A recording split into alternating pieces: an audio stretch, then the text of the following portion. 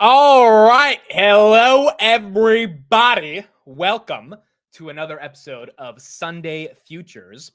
We got a lot of stuff to talk about because in the past 24 hours, Saturday was a bit boring for the markets. Nothing too crazy happened, but Sunday, especially this morning, I think everyone pretty much knows what happens in what happened in regards to Trump's crypto announcement that we are going to break down and analyze from every perspective. But the number one perspective is that it pumped up Bitcoin. We are looking at a 9.34% pump in Bitcoin. Over $330 billion have been added in the past 10 hours, not 24 hours, in the past 10 hours to the crypto markets. An $8,000 candle. At one point, this was a $10,000 candle at 95,114. Currently at 93,770. So yeah, bullish, pretty bullish. We're going to talk about it, discuss the implications of it, what it means. We'll also be going through a preview of what to expect this week. Got a lot of different stuff happening. We are officially in March. Happy March to everybody. It is now March 2nd. We are done with February. And obviously February 28th on Friday ended off with a bang with the Trump-Zelensky, I guess, quote unquote, press conference, if you want to call it that. It was more of a exchange of dialogue that was pretty intense. And so it seems like with this crypto news, people kind of forgot about that even happening on Friday, although I do think obviously it's going to have implications going into the month of March. But we do have some updates on that, so we'll talk about that.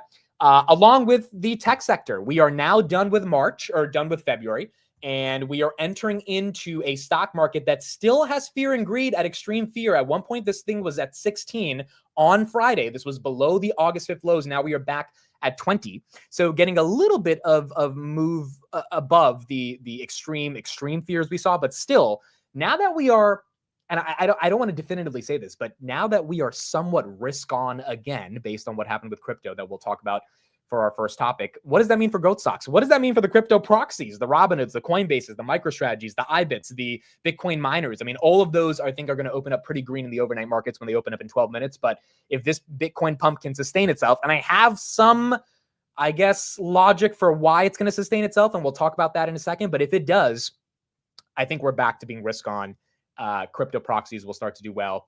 And then we just have to deal with the inflation reports, the tariffs, the retail sales data. If all of that goes somewhat okay, maybe we end up green for the month of March. But I don't want to say that because we went through so much pain in the past couple of weeks. I feel like it humbled all of us. And now any green is nice to see. But it also, I think, should be presumed as temporary given the amount of green opens we had in the pre-market and then eventual red days that we had towards the end of February. So we're going to see what happens. We're going to see what happens in the month of March. Thank you, everybody, for being here today for the Sunday Futures. We have not been able to do this for the past 2 weeks, but I'm happy to be back. Last week I was sick. The week before that I was traveling. So happy to be back on Sunday and get to talk to everybody. Spencer, Bay Ray, Dragos, Melanie, what's up? What's up? June, Mike, William, Sean, good morning. Thank you, everybody, for being here. Not good morning. Good afternoon. We'll do the morning tomorrow. Is this the Oscars party stream? Does anyone watch the Oscars? Like I feel like I haven't watched the Oscars in who knows how long, bro. It's been like maybe a decade. I feel like I kind of want to know who won Best Picture, but outside of that, I don't watch the Oscars. That's something I don't know. I don't tend to watch it. Let me know if anyone is watching that. Jay says, Amit, tell my girlfriend hi. Her name's Ann, and she always non-directly is watching your content. Jace's girlfriend, Ann, thank you for watching the content. I have some experience with this. Zocold, one of my good friends who came to the California meetup, he brought his wife with him.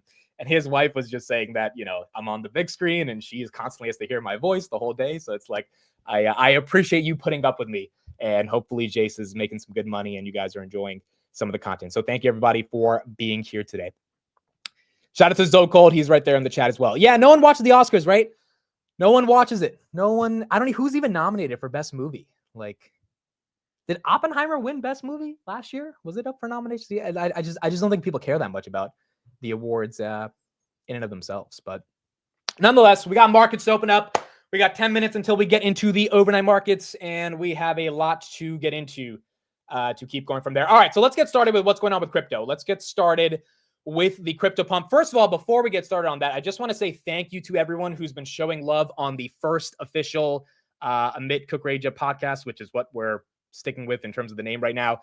On Twitter, podcast got about 250,000 views. So really, really appreciate that for everyone showing love and everyone reaching out on how they thought the podcast went. And on YouTube, we are very close to 1,000 subscribers, and the podcast is at about 6,000 views, which for the first podcast ever, that means a lot. And that's super, super cool. I'm going to put the link again to it in the chat. If anyone wants to watch it on YouTube, you can check it out. But got a lot of good reception from it, a lot of good feedback, a lot of cool people reaching out saying they enjoyed it. So thank you to everyone who got the chance to watch it and also is supporting the podcast. I think we have some new guests coming up over the coming months, and I think we're going to get a lot more progress on getting even more podcasts. One thing I did do today is I went to view some apartments, and as you guys know, I'm on an apartment hunt. One of the big priorities for me on that apartment is to get a studio or a part of the apartment that will function as a legitimate podcast studio. And I found a place today. I really liked it. The only problem was I didn't love the view. And given the amount of money I'm spending, I have to be in love with the view, because spending a lot of money, I'm waking up every morning in the apartment, I want to like see a good view.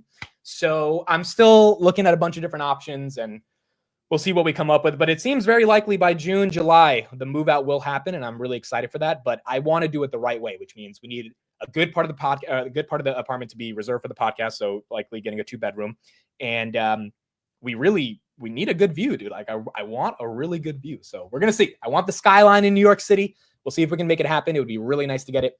But when we do get that, I do think in the summer, we're going to ramp up the podcast production, because we're going to actually have an official studio, and it should get pretty fun. Okay, cool. So what did Trump tweet this morning? I woke up and I saw this tweet and I had no idea how to make sense of it. But nonetheless, the tweet was out and it was about crypto. So here's what he tweeted. I'm sure a lot of people have already seen it already. We got the overnight markets opening in about 8 minutes. It was actually kind of confusing because this is what we saw, right? This was the first tweet, okay? A U.S. crypto reserve will elevate the critical industry after years of corrupt attacks by the Biden administration, which is why my executive order on digital assets directed by the Presidential Working Group, which is what the SEC created a couple weeks ago, to move forward on a crypto strategic reserve, not Bitcoin strategic reserve, crypto strategic reserve that includes XRP, Solana, and ADA, also known as Cardano. Again, I saw that in the morning and I was like, what? Like, what's going on here? I will make sure that the U.S. is the U.S. is the crypto capital of the world. We are making America great again. And then after that, homeboy had to quote tweet the original post because he forgot to mention Bitcoin and Ethereum. And then he says, and obviously Bitcoin and Ethereum as other valuable cryptocurrencies will be at the heart of the reserve. I also love Bitcoin and Ethereum. I thought this was hilarious. I thought this was freaking hilarious. There's a lot of perspectives on this, but the first perspective here is that obviously this is bullish crypto. Obviously, this is bullish the broader crypto reserves.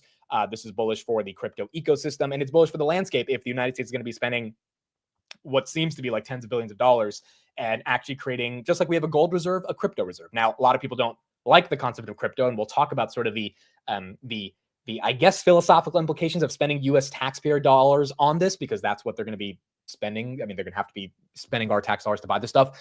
But nonetheless, no one can deny the government bidding, the United States government, the most powerful economy in the world, bidding on these assets is obviously bullish. However, there is a lot of nuance to this. So let's start off with the first piece of nuance. Someone knew this was happening. Someone knew this was happening. 2 hours before Trump officially put out this post about the crypto reserves, this person or group of people, we don't know who they are, they went long on Bitcoin and Ethereum to the tune of $200 million with leverage.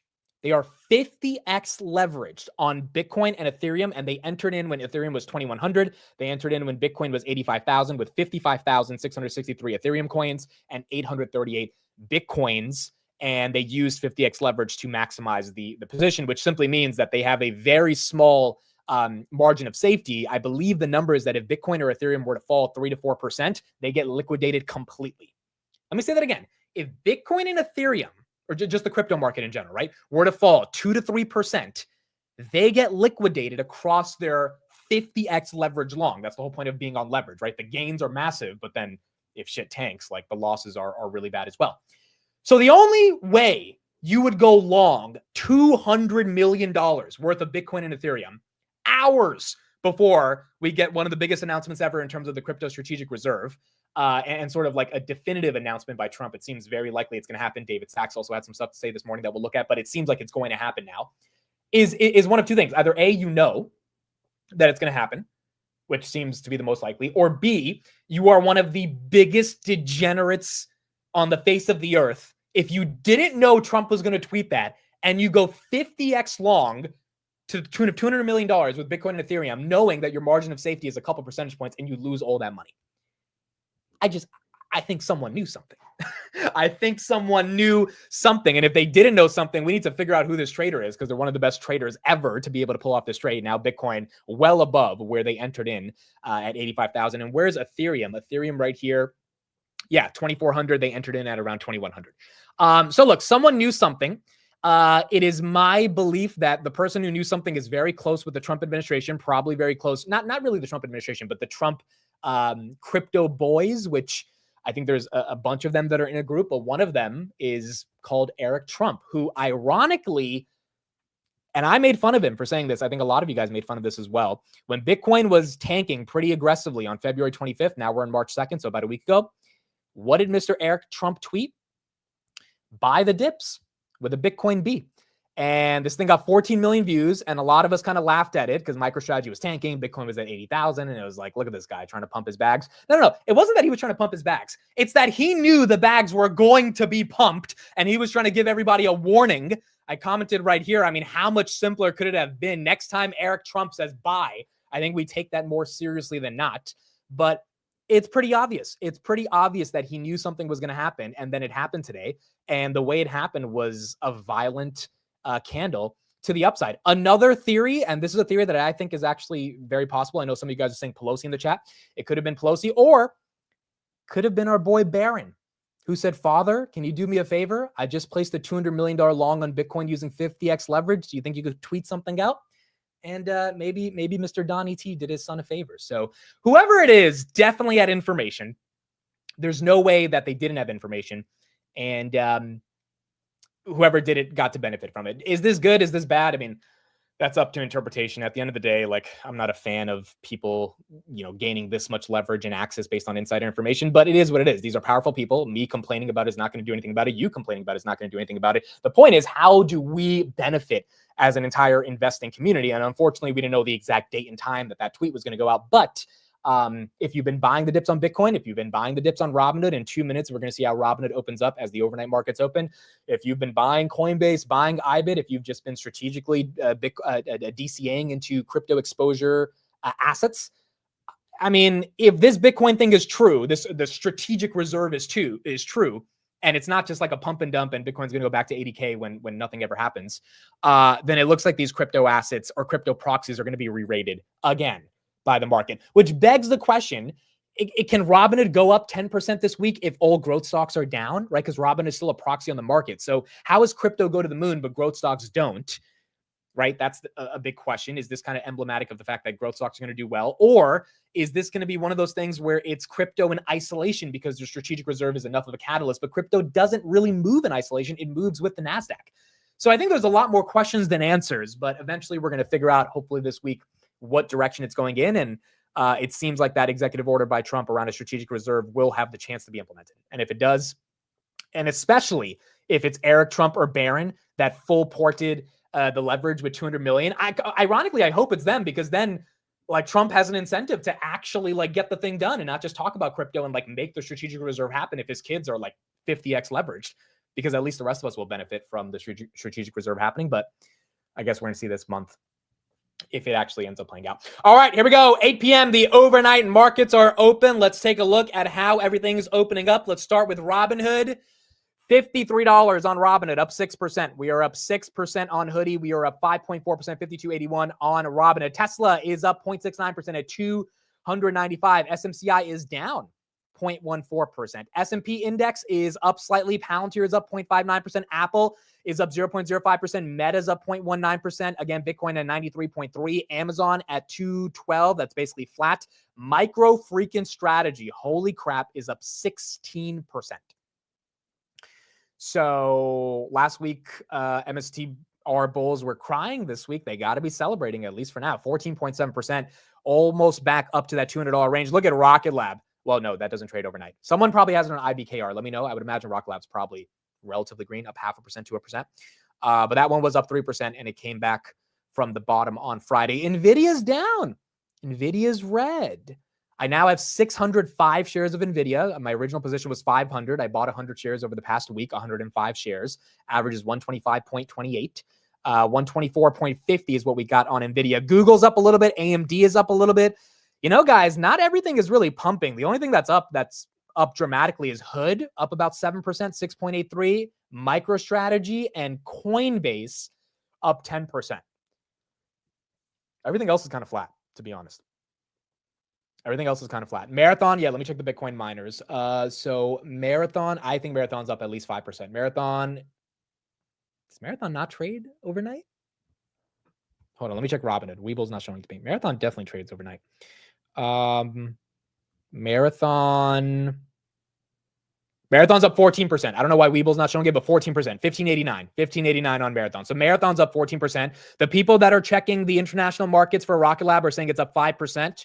If anyone could confirm that below in the chat, that's probably up in like Germany and the other parts where it trades overnight, but it looks like Rocket Lab should be up 5%. CleanSpark overnight is up. That's weird. Weeble's not showing it. Let me check Robinhood. CleanSpark is up 15%. Okay, let's check Riot. Riot is up 14.6%. So all the miners are getting about a 15% boost. And then what's the other big one? I guess Iren, yeah, that's up a little bit. And then Hut 8 mining, that one's also up 15.93%. So all the crypto miners are getting a pump. MicroStrategy is that 310? Where's MSTR? Wow, yeah, busted through. MSTR 20%, 307 on MicroStrategy currently right now. And then Robinhood, baby, 10%. Do we have 10%? Wow, we've got 10% on Hoodie. Holy freaking crap, dude. Yeah, I mean, it's bullish. It's bullish. Robinhood benefits a lot from the ability to capitalize on crypto trading volumes. So makes sense. ADA is up 60%. Well, that was during the day. That's not literally right now.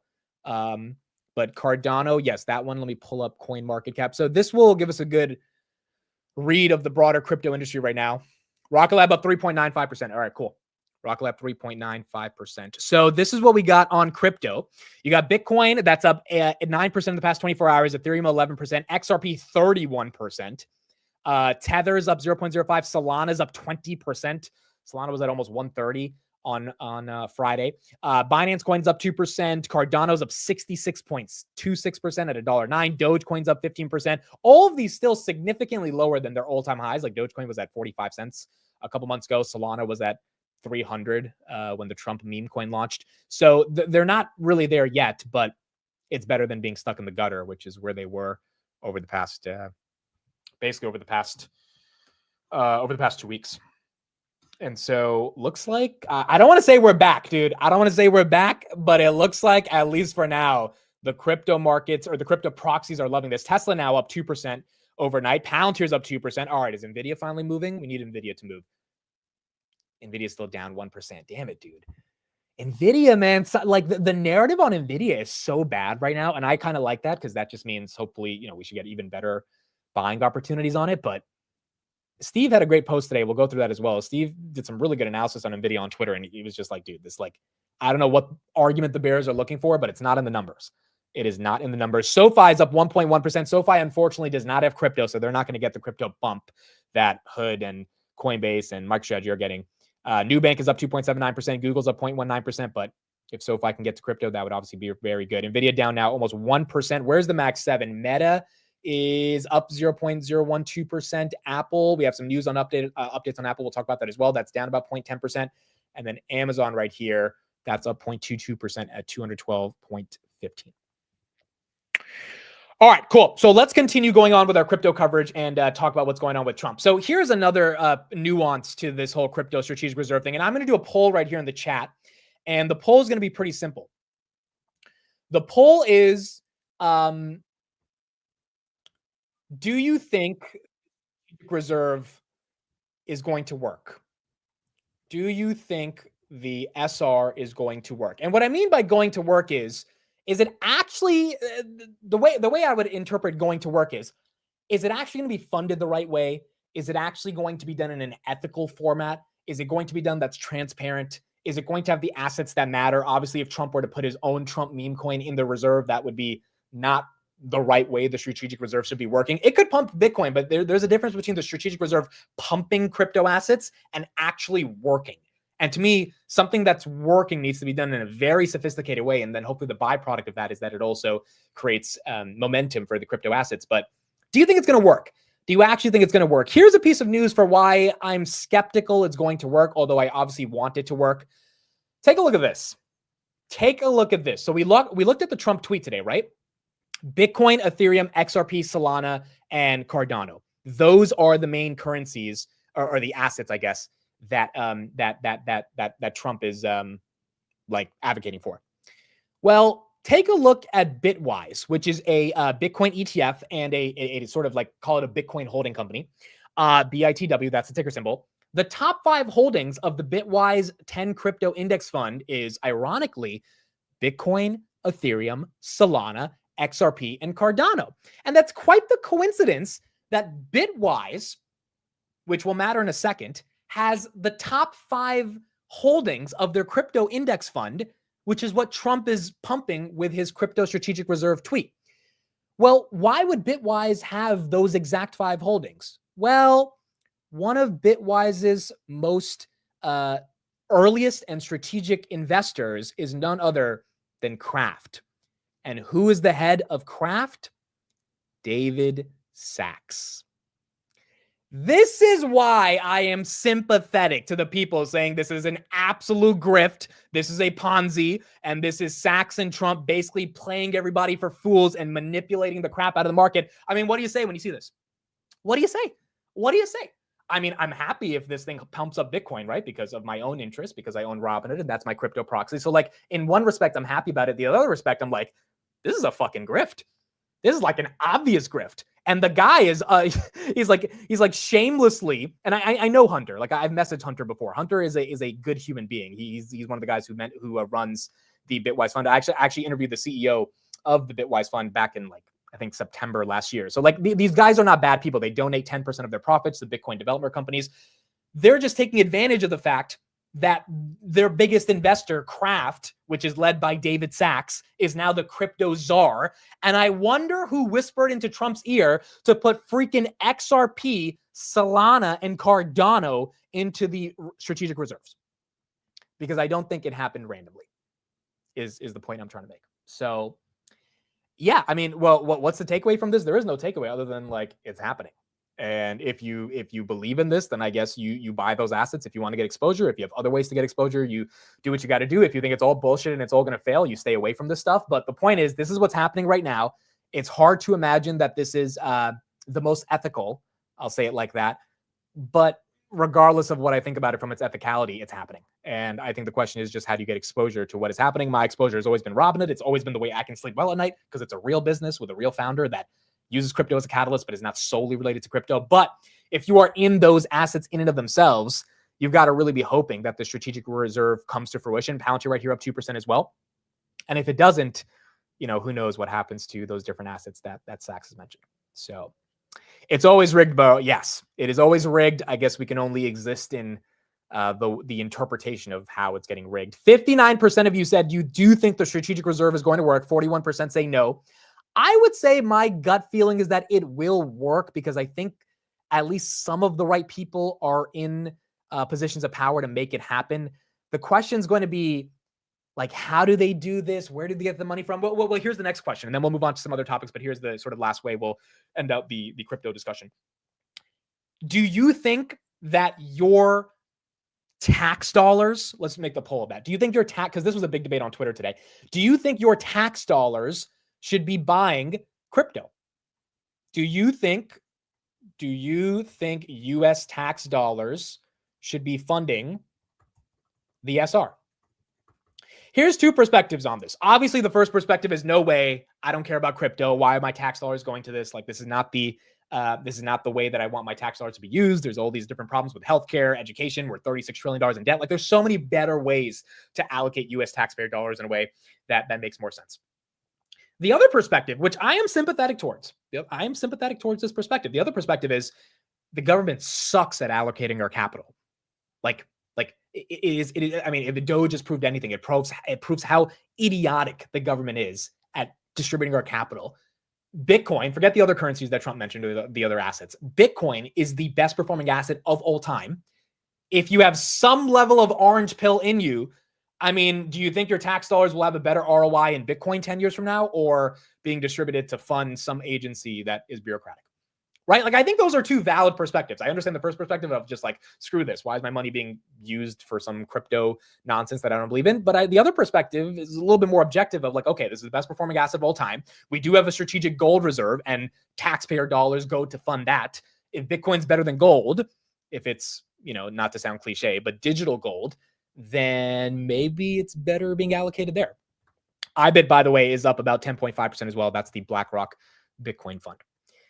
So, I mean, I don't know. I think it's one of those things that we have to kind of see and understand how it plays out, but I can understand both perspectives. 51% of you say no, 50% say yes. So kind of 50-50, right? Makes sense that it's not as skewed to one side or the other, because I do think people hate this, but I also think people think it's a good idea as well. Some people said today, Jason Calacanis was going on a rant, and he said we should have a strategic reserve that buys Apple and Google and Meta and all that stuff. First of all, I think, although I would like this, and I think Trump's sovereign wealth fund kind of points to that idea. Jay Cal was really upset about this today, and he was going off about the strategic reserve thing. I do think there's also somewhat of a conflict of interest of like investing in companies as well. It's not like investing in Meta, Apple, and Google in the strategic reserve from the government is any different than them investing in Bitcoin. It's a different asset class, but there's conflicts of interest regardless, right? Unless the agreement is that Google is more valuable than Bitcoin, which ends up becoming subjective, right? And sort of, I guess people have to determine what's more valuable or not, because one could argue in 20 years, Google is not going to be as valuable as Bitcoin. I mean, that's a legitimate argument that you could have, right? So I don't know, dude. I'm torn on this. I'm still trying to get more research, still trying to understand it. The one thing I will say is that if it is happening, then I think we have to embrace it to an extent, or at least we have to learn how to navigate it. But it's not like it's not happening. Joe Lonsdale, someone from the right side of the political spectrum, actually disagrees, and he's been an avid Trump supporter. He said, "Taxation is theft. It should be kept to a minimum. It's wrong to steal my money for a grift on the left. It's also wrong to tax me for crypto bro schemes. Efficient defense, courts, national parks should fund themselves. Prisons, etc., are fine. Cut it out with these schemes." So you got Lonsdale, who's been a really big fan of Trump for past 10 years, and even he's like, I don't agree with this. I don't think my money should be going to fund Bitcoin. So I guess we're going to see kind of how this plays out, but ultimately this is the state of the markets that we are currently in right now. I just think, dude, I woke up at 9:30 and I saw the tweet and I was like, what is happening? Because originally I didn't see Bitcoin. I was just like, why is he I was half asleep, but I'm like, why is he saying Cardano? And then 2 minutes later, he quote tweets. I think someone came in and said, "Oh, by the way, dude, you got to mention the Bitcoin part." He was like, "Oh yeah, Bitcoin. How do I forget about that part?" So that's what also makes me a little weary about this. It's like, why did he have an initial tweet that didn't include Bitcoin? For out of all the assets you could mention, to not mention Bitcoin deliberately or to forget about it, which is even worse in my opinion. It's like, what the hell's going on, right? Who's advising Trump? How are we navigating this? And how is he thinking about this? So I guess we're going to find out, but then they included Bitcoin and Ethereum, and then Bitcoin pumped. And I guess everyone, or anyone who was leveraged long against it got the benefit of it. But now we're going to have to see if the strategic reserve actually ends up playing out. Gene says, how do you forget Bitcoin? Yeah, I think that makes a lot of people skeptical here of how exactly do you end up forgetting Bitcoin. What is this going to do to the price of gold? Well, let's look at gold right now. Gold has hit all-time highs for the past couple of weeks. Every other day it's hitting all-time high. Gold price right now, let's see, what do we have on gold? I think we're at 2,800, right? We are at 2,868. Gold is up another 1% today. Which is, is it today or is it past? No, over the past 30 days, over the past 1 day. Yeah, it's basically flat today, but over the past, 6 months, it's done incredibly well. And a lot of people are worried about the fact that gold is that gold is like, it is screaming that, hey, you should be scared right now, and that's why gold is running. It's hard to imagine to be scared when Bitcoin's pumping like this. Now, granted, if this is a 1 day or 2 day pump and then it goes back to where it was, we get back to that same trajectory of being afraid of kind of where growth stocks are. But right now, Bitcoin and gold pumping together, which usually doesn't happen, but that is currently happening right now. Nunzio, thank you for the $5 super chat. What are your thoughts on the Atlanta Fed comments today? Are we going into recession, and will there be a big sell-off due to the report? Okay, so we'll talk about that. But to talk about that, I think let's start off by watching this video by none other than Mr. Tom Lee, who is predicting that we have bottomed for the equity markets based on this latest downturn ending out in February. After this, I'll address the Atlanta Fed comments, and we'll talk about the implications of that negative GDP report that they put out on Friday. View this as a crisis when it's really a growth scare. So to me, I think there's a good chance we're making our lows for the first half, like this week. And like down 5-6%, you mean? Yeah, it could be. Yeah. I mean, the only thing is I'm not that optimistic about the job picture for the near term. So maybe that's one last leg. But the reality is that a lot of bad news has gotten priced in. So Bitcoin is down. It's actually not a surprise to our clients because Mark Newton, our head of technical strategy, really pointed out the cycles in mid-January that he was targeting 62,000 for Bitcoin by the end of March. So we're actually on our way to 62, but that's not a bearish development. It's just a retracement. If someone is playing AI today, it's not a mistake to bet on the leading companies for now. And so that means, NVIDIA and, other tech names around that. So I think the market is getting all of that right. And they're getting the power right and the need for things to support the expansion of data centers. But what they have to be mindful of is the correlation of all that is 1.0. Like they're all going to stop working at the same time. To me, one of the, I think, sleeper winners from all of this is going to be the financials because they've underperformed the last 15 years. So they really have not caught a break since the GFC. And finally, an environment that is better for the banks, and AI is actually good for business. And JP Morgan is, and all these banks show they made money through inverted curves, hyperinflation, tightest Fed ever. And now you have all this reversing. Once the tariff talks go away, the environment is favorable for American-focused companies, which would be, small companies, and they'll benefit from lower rates and their multiples are lower. So I think it's still a big opportunity. But in the middle of tariff talks, none of these groups can really do that well. Well, inflation is a problem because prices aren't going to go back down. And they're up 50% over the last couple of years. And so I think it's going to be harder and harder for consumers to tolerate more inflation. Even if it's still at 3%, it's still going to be unbearable. If I look at it from a markets lens, I know a lot of people are saying that there's a second wave of inflation underway, or it's picking up and you're seeing it in the consumer surveys. I think one, we don't know what the seasonality is. And I think the consumer surveys themselves are actually very flawed right now, and they're picking up less the fact that egg prices are up, and I think more political respondents. Like the UMich survey, there's a huge bifurcation between Democratic views on inflation versus Republican. And the bond market itself is giving very conflicting messages about inflation. In fact, I would say if I looked at what the bond market's saying, I think it's saying there's no problem with inflation. The reality is that if policies are enacted that create such a severe shock because of tariffs, then we could have a recession, right? I mean, that's like a fact. Because if you put a 300% tariff or something, we don't really know how to titrate that number.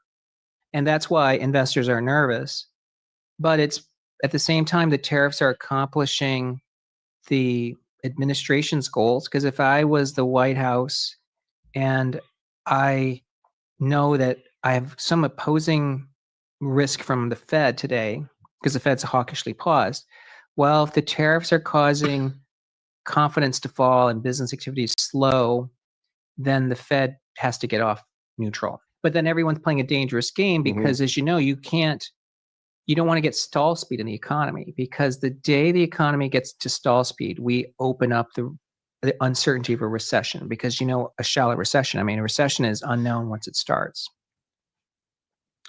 Okay, so there are some takeaways from Mr. Tom Lee and what he's talking about, and let's kind of go through them here. The first takeaway from him is that he is not the biggest fan of tariffs. if that wasn't evident from the analysis that he's presenting. His kind of core argument here is that, look, tariffs, not only can they be inflationary, they can mess with growth, and they can definitely mess with consumer confidence if the cost ends up being passed on to the consumer. So there's one part of Tom that's saying that he thinks the market is bottoming, but he is also skeptical because of the labor market that's likely uneasy, and a lot of the DOGE cuts we've seen in DC. If you look at DC housing rentals and apartment rentals, those prices are starting to get wonky because you got people that are now moving out from DC because they're losing their job in the government. And so that's having an impact. That is obviously going to have an impact on unemployment to an extent. And then you got tariffs that also will have an impact. The question is, what impact will they have? So, for example, 3 days ago, Trump said in the press conference with the UK Prime Minister that he is steadfast on making sure Canada and Mexico pay the tariffs. March 4th, which is 2 days from now, is when they go into effect. Then on Friday, 20 minutes before the market closed, Bloomberg put out an article saying that their sources talked to the Mexican president, and the Mexican president is saying that they're going to have more tariffs on China and that they are going to buy more goods from the United States to try to avoid the 25% tariffs that the United States is imposing on them that Trump doubled down on 3 days ago, which now I think makes markets confused, which is like, okay, so if Mexico's going to buy more stuff from us, do we need to put tariffs on them? And like, why would we put more tariffs? And if we do put more tariffs, wouldn't that stop them from buying goods and services from us? So everyone's confused. No one actually knows what's going to happen. And that's why I think the 10-year has also been coming down, and there's some implications on why it's been coming down, but it's not been coming down as aggressively because the market is still concerned around if these tariffs are going to pass or not. And I would not be surprised to see the 10-year spike back up once the tariffs like legitimately get signed into law, because Trump has threatened for tariffs like 15 times and it hasn't happened yet. And we're going to see kind of how the bond markets are agreeing or not agreeing with calling out Trump's bluff. So that was the first takeaway from what Tom Lee said. Robinhood, by the way, up 7% right here. Bitcoin at 93,179. The next takeaway was around the 10-year, and particularly Tom Lee thinks that Doge and cutting expenses is a good thing. He thinks that Scott Bessent is primarily focused on the long end of the yield curve, and the Fed primarily controls the short end of that curve, and they're just not that worried about it. Why? Because if the 10-year comes down, mortgage rates come down, the housing market starts to get stimulated. If the 10-year comes down, the Fed feels more likely to have a cut, so you don't really need to put pressure on the Fed to cut if the 10-year itself naturally kind of takes a breather. There's a lot of good things that can happen if people start buying up bonds, and that 10-year can get closer to 3.5%. The question is, what policies are the administration going to put in place in order to get that 10-year to come down while not sacrificing growth? Because the 10-year can come down pretty easily if we stop growing. That 10-year is going to fall like a rock off a cliff. I mean, that's going to be easy for the 10-year to come down, but it's going to be coming down for the wrong reasons, because the Fed's then going to cut rates, and they're going to cut rates because the economy is breaking. If the economy is breaking, it's not likely that the stock market is going to be able to hold up. And so like there's a lot of nuance here. And remember Tom Lee's position. Sometimes people forget about his position. His position is not that we're going to 7,000. Oppenheimer says we're going to 7,000. Ed Yardeni says we're going to 7,000. Tom Lee says we're going to go up a lot until June, and then we're going to come crashing down. We're going to end out the year at 6,600, which is still great. 6,600 is not bad, right? But it's not like we're going straight to the moon. 2024 gets repeated again. And so his argument is that he thinks in the next couple months, we're going to have a really big bull run. And we're bottoming right now, is what he said, for that bull run in the first half of the year. But by the second half of the year, you're going to have implications of the labor market, inflation, et cetera, that would likely make it unsustainable for the markets to stay as high as they are. I don't think he's necessarily predicting a recession, but he did mention that word in that clip. And he's talking about how there are ways in which he could imagine a recession happening, particularly, again, if the labor market falls off a cliff, which we're going to have to see if that ends up playing out. SoFi up 1.24%. You got Costco that's flat overnight. Fubo's down a little bit. It was down on Friday as well. Nubank up 3%. Nubank getting some love. Apple, Meta, and Nvidia all are down. Nvidia down about 0.62%. It was down 1%, so a little recovery there. Robinhood again up 6.5. Tesla's up 1.6. SMCI's up 0.39. Palantir up 2.43. Not too bad on Palantir. And Bitcoin just a smidge below 93,000. So here's the question. Do we think March is going to be green? I mean, like, do we think March actually ends up being, I'll do a poll right here. Do we think March has a reversal? Or is it the same pain that we had in February? I'm curious to kind of see what people are saying. Now, in terms of the Atlanta Fed, well, real quick, before I talk about the Atlanta Fed, here's a chart by our boy Ryan Dietrich on March being a good month. So the second half of March tends to be green, not the first half, the second half. So kind of got to wait till March 15th till the 31st. And then the S&P average is about 1.128% of gain. So the first 2 weeks of March could be a little flattish to red. Historically, second 2 weeks of March and end up being not too bad. Now, this was the Atlanta Fed thing that came out that spooked a lot of people on Friday, but I think there's too much nuance to this, which is why the markets aren't really tanking all this news. So Atlanta Fed, they came out. They're not the best estimates of GDP, but they're one of the most trusted ones. They said, hey, we think in the first quarter of 2025, we will have a contracting economy that will be negative 1.5% growth year over year. Now, that's bad because we get two of those in a row. That is the technical definition of a recession, which is what happened in 2022, even though Janet Yellen wants to change the definition of a recession. We did have 2 consecutive quarters of negative GDP growth. And that's also what probably led to the stock market hurting as much in 2022. But the point of this headline is that it's a little misleading because it's not about lack of growth. It's about a sharp drop in exports based on the latest trade data that the Atlanta Fed is looking at. Now, you may be asking, well, if we're going to have less exports, that means lack of growth. And yes, logically, that makes sense. The problem is the reason there's lack of exports is because there was so many exports and imports in Q4. Why? Because everyone was afraid of the Trump tariffs going into effect by Q1. So if you imagine your Walmart, you probably imported a lot more TVs than you needed in Q4 from, I don't know, China, because you were afraid that China is going to get hit with a 20% tariff in February after the inauguration, and you'd rather get those laptops imported into your warehouses before you have to pay 10 or 20% extra on those laptops.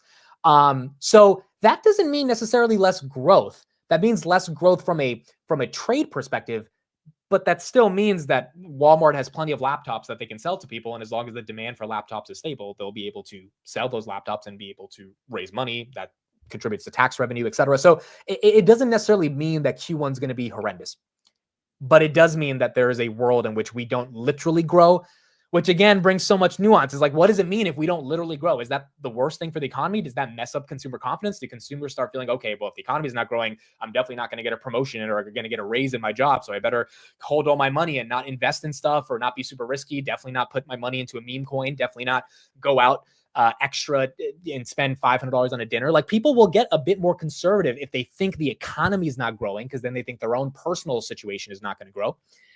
But are we actually not growing just because we're not exporting that much? I think it's yet to be known, which is why I think the markets didn't tank on this news. I mean, if we look at the S&P 500 and the Dow Jones and the IWM and small caps and the NASDAQ for the month of March, or for the month of February, it wasn't even that bad, dude. It wasn't even that bad. This is how the month ended. Now, for tech, it was bad. And you can see in this picture right here, for tech, it was pretty disgusting. Amazon, Google, Meta, NVIDIA, all these guys were down badly. But for the major indices, they were down about 1%. Small caps, a little bit worse, down 3%. But like, you would think on Friday, if we're not going to grow anymore and the Atlanta Fed is predicting some horrible contracting quarter, then the S&P would be down at least 3 to 4%. That's not happening, right? The market kind of digested that news and they just didn't care about it. So I think that's one thing to kind of look at as well when it comes to this GDP news that we got on Friday. I think it was a misleading headline, even though it was an accurate headline, but it got a lot of people scared, even though the headline necessarily isn't exactly correct. Spencer, thank you for being a channel member. They said a mitt looks like a blueberry. Okay. Thank you. I appreciate that. I'm actually more of a strawberry guy. I like strawberries a lot more than blueberries. I've tried blueberries before. I never was a big fan, but strawberries, that's more my jam. Get it? Okay. Anyway, cool. So that's what we had in the context of GDP growth and some of the macro. This is what futures look like. This is a screenshot I took an hour ago. Let me see if futures are still red or green. Let me pull these up right now. They're kind of flat. They're not super green, not super red. Yeah. Well, no, we're kind of red. We're kind of red on futures now, down about 0.12%. That's probably why NVIDIA is down and the broader S&P is down. So yeah, going a little red, not crazy red, but a little red right there. Again, it's like 0.13%, nothing too crazy. Small caps are up a little bit. The VIX is also down. That was up 20% on Thursday. So that one's taking a bit of a breather. But basically flat futures currently right now. What did you guys say on the poll? 79% of you said yes, March is going to be green. Look, I think so as well. I mean, I think some of these prices are going to get stupid. If Rocket Lab goes back to 15, I think that's going to be stupid. If SoFi touches 11 or 12, I think that's going to be stupid. If Robinhood goes anywhere near that low 40 range, I think that's going to be stupid. Like some of these prices objectively, if we avoid a recession, let me put that caveat, are stupid because they're growing too much and the macro environment is too strong to support them for them to be at that level. It just feels like extreme fear at that point.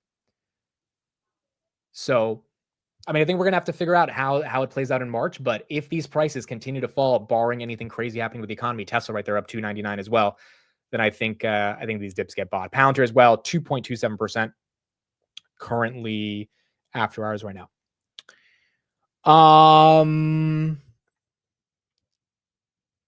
Yeah, most of you guys are saying March will be a bit more green. Okay, so here's another question, and then I want to play a clip on Hood that I posted today on Twitter because I know a lot of people are curious about kind of the implications of Hood. We had Dumb Money talk about Robinhood on Friday on their podcast. What dips did you buy in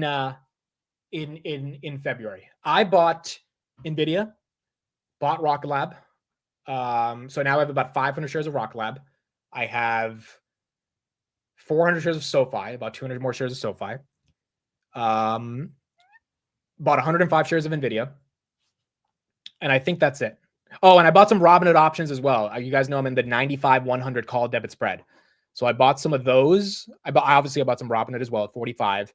I bought some Robinhood options to that position. I bought Grab. It's a couple hundred shares, nothing too crazy. I bought 10 shares of Tesla. And then some SoFi and some Rocket Lab. And so I don't know, dude. I feel like those buys are going to end up being okay. Could we get to those levels again? Sure. For Tesla, I bought it at 288. I'm pretty sure Tesla's going below 288. But like outside of that, some of these levels, like about Rocket Lab at 19, we could definitely see that again. But do we have to go all the way to 15? I don't know. Like I think some of these levels were decent dip buys, and we're going to find out in March if those buys were that decent. Okay, we got some SMCIs in the chat. We got some Hoods in the chat. Kyle said Hims, Tesla, SoFi. Where's Hims overnight? Let's take a look at that. Hims overnight is down 2.4% at $44. That's down about 2.3%. William said Hims, Google, SMCI, Hood. Okay, so I didn't buy Google yet, but for my sister, I bought her about 50 shares of Google on her account because she doesn't have any Mag 7 exposure. So I feel like Google's a little bit of a no-brainer for her account. So I bought her some Google. Michael said he bought Rocket Lab and Grab. Tim said he bought SoFi. Mike bought SoFi and Rocket Lab. We got some Rivians. We got some Coinbases. We got some Celsius. Or you're going to roll your Rocket Lab puts or let them fill if we're still under 22. So those have until the 21st to expire. I'd probably roll half of them and let the other half get assigned to me if we're still under 22. But I still have, a couple weeks to see how that plays out. So for those, we'll make that decision basically a week or 2 weeks from now. We got some Rigettis. We got Nvidia, SoFi, Rocket Lab, Google, Meta. Okay, so the names I'm seeing are pretty much the names that, everyone's been talking about. It's not like there's any crazy differences in terms of names you guys are bringing up, but I think that's okay. I think those are the names that are proven to have good earnings growth, have good management teams, etc. It's just they got to prices that were kind of stupid. Not saying they can't get to stupider prices in March. It's very possible if Trump gets even more aggressive about tariffs or whatever he wants to impose. But if not, I don't know. We're going to really need to pay attention to CPI, retail sales data, etc. PCE data also as well on Friday was great. Dude, PCE was great. 2.5 on the yearly, 2.6 on the monthly. Like that wasn't bad. That's what the market expected. That's what we got. We're not getting 3.5% or some ridiculous numbers. So I think if all that stays in line and shelter finally starts coming in as like the part of inflation that is egregiously exaggerated and eventually will come down, maybe that is our catalyst. But also I could be maybe saying this in the heat of the moment because Bitcoin's green and everyone's excited right now. And like maybe the reality of all the pain we felt in February comes back in March. Maybe, I guess we'll see. It's just in the data, there are some bearish parts of data, but there's also a lot of really bullish parts of data. And I think those are going to be battling it out over the coming week to see how March turns out as we get into the third month of the year. Sarat said I bought some Nvidia and Hood. A lot of you guys bought Nvidia. Can't blame you. Nvidia, those numbers were absolutely incredible. 124.26 right now. I mean, if we go back below 120, which we were at a little bit during the day on Friday, I do think people will start adding as well. Yes, Elon Musk did repost Carp again. This is like his 10th time reposting him.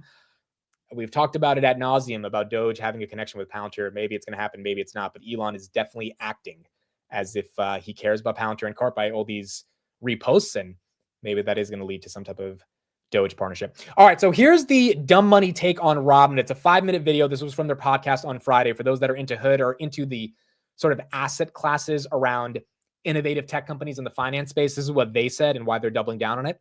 We'll take a look at this, and then we will keep going from there. Robinhood. Okay. And I double down on Robinhood. Okay. And this is to no one's surprise. This has been one of our biggest investments of the past year. It's a stock that we continue to go in deeper and deeper on.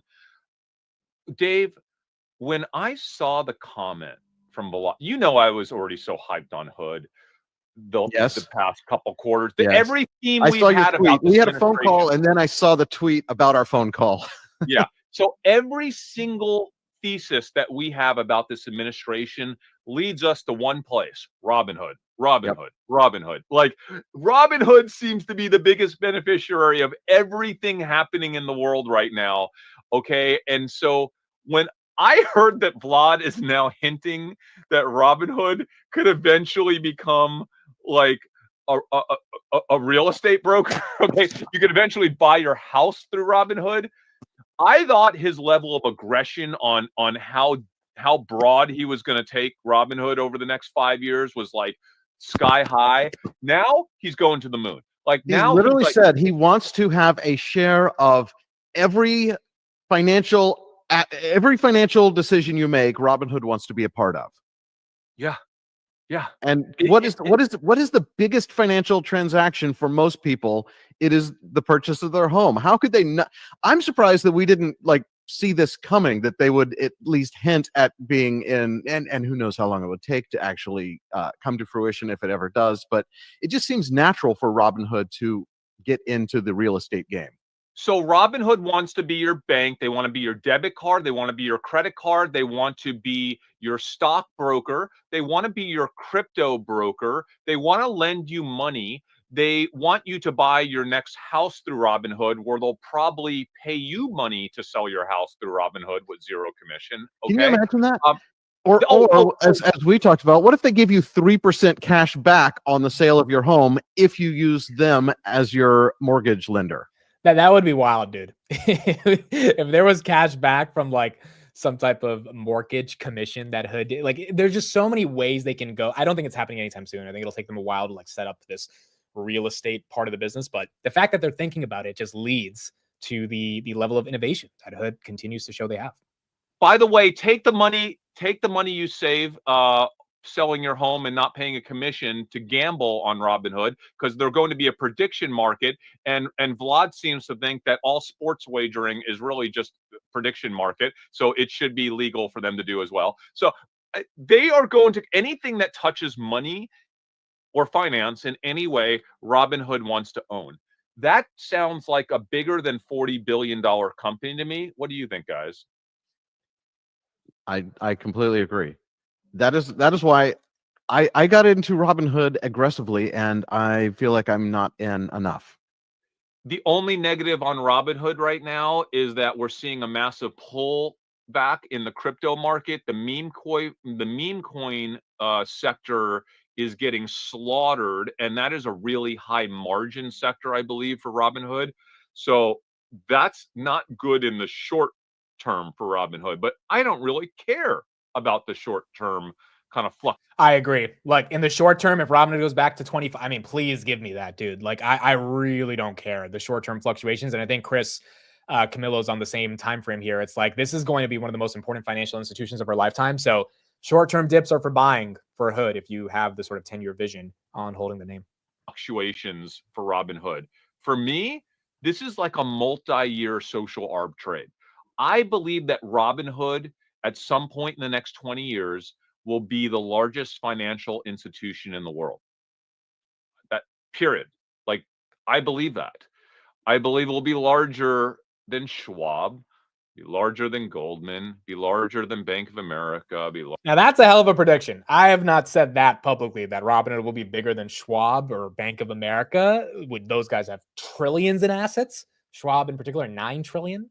But that's what Camillo's saying. So even I have not predicted that type of a rise. I do think they will be pretty big one day, but he's pretty damn bullish, and he thinks they are going to get there. larger than Morgan Stanley. I believe it'll be the largest financial institution in the world within 20 years. And I don't think And that's people are primarily seeing it. just because they're so aggressive with getting into new markets and fostering those markets once they're in them, right? What's the one thing that we love more than anything else about Tesla? What's Tesla's biggest advantage by a billion miles is that Elon manages his companies like a startup, no matter how big they get.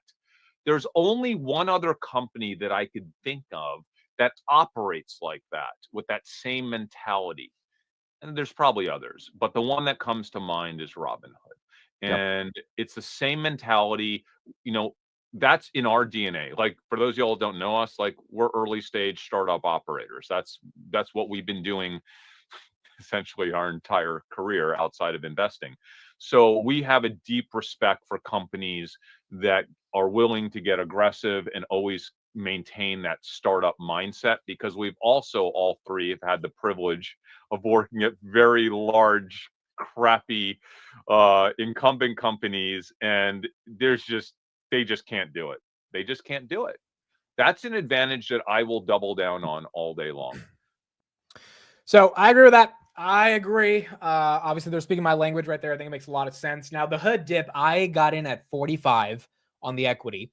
45 was when I bought 100 shares. I bought, called 50 more spreads. I have now 230 of those spreads, and I got those at around, say, 50-ish. So, yeah, I mean, I bought the dip. If we get back down below 45, I think I'd get more interested to buy the dip again. And it could happen. You know, if the Bitcoin pump doesn't last, it could definitely happen. But Bitcoin still up 8% as we get further into the night. And it does look like this pump at 93 is able to hold up. Now, tomorrow when the market's open, you're going to have a lot more trading happen. And we're going to see if people fade this news or not. Again, strategic reserve, Trump didn't really give a timeline to it. He just said it's going to happen. I don't know when it's going to happen, but a lot of people are saying that it is going to happen. So I guess the question now is kind of when this plays out. This is what David Sachs said today. President Trump has announced a crypto strategic reserve consisting of Bitcoin and other top cryptocurrencies. This is consistent with his week 1 executive order. President Trump is keeping his promise to make the U.S. the crypto capital of the world, and more to come at the summit. So I think within this month, we are going to get details on the strategic reserve, and I do think the framework for it is going to happen. I am confused at how the hell they're going to actually execute it, meaning, do they need permission from Congress to be able to buy it? Can they just use the power of the executive order to buy it? Like do they have to divert funds from what they were using to buy other assets like gold to buy crypto? Do they need to take away funds from certain agencies that Elon is like doubling down on in terms of getting rid of, like the CFPB, the Consumer Finance Protection Bureau? Elon said on Friday that all 1,700 of those employees likely are going to be fired, and that agency is going to go away. Does that money get shifted? Like, how does this play out? Congress has the power of the purse, correct? So I would imagine that it has to be done through Congress. But who knows, man? Maybe they're coming up with some different creative ways to get this done. By the way, the United States still has 204,000 Bitcoin under custody that we've seized already. So that would, I think that would be the first step of establishing this reserve, is just like shifting those coins into the reserve, or like formally announcing that those coins are now part of the reserve. And then getting power from Congress to be able to make additional buys. Also, how much are we buying? Like, are we buying 100,000 coins a year? Are we buying 5,000? Are we buying 1 million? Like, how many? Like, there's no details on how much XRP are we buying? How much Solana are we buying? How much Ethereum are we buying? Like, I don't know, dude. These are really important questions. Also, I'm still not convinced XRP is the most important thing in the world.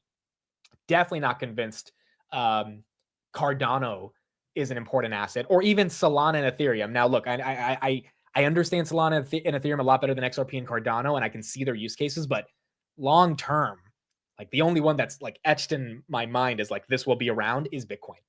The others, who the hell knows, right?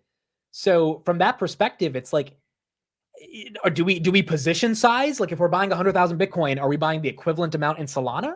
Is that the smartest thing to do? Like what is our DCA schedule? If it drops 50%, do we buy that dip? Do we have permission to buy that dip? I mean, there's so many questions that I don't think we have answers to. But hopefully we get those answers at the summit when they like kind of formally announce this. And, you know, if you have any exposure to crypto proxies, I imagine that at least for the short term, they're definitely going to get a benefit. NVIDIA's almost going green overnight. Now it is basically flat, down about 0.19%. Apple as well, down about 0.26%. And Meta is up 0.16%. We do have an update on Apple. So Apple Siri, rumors have come out over the weekend that the ChatGPT version of Siri has been delayed since till 2027. So if we wanted Siri to start really acting like an AI model, it looks like that's not going to happen for a while. This is not surprising to me, by the way. Apple has shown zero leadership in being able to build what they're building. I mean, Grok is taking over the world. Guess who called me today about how good Grok is? Guess who called me today about how good Grok is? Someone who I didn't think was actively using Grok, but he's been using Grok. Steve called me this morning. He was like, dude, this Grok thing is amazing. And Steve's not I mean, I'm sure Steve's played with ChatGPT before, but he's not like actively using it every single day. He's just like, dude, this Grok thing is freaking incredible. And I have the same feeling.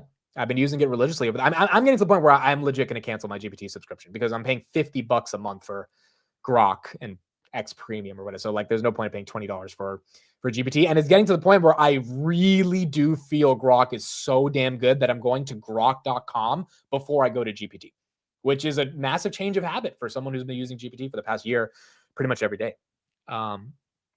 So yeah, I think Elon is running away with this right now. We know GPT 4.5 came out. It wasn't good against the benchmarks that people were expecting. It's definitely not better than Grok 3. So a lot of people are a bit worried about like, where is OpenAI going to come up with something magical if Elon continues to do what he does?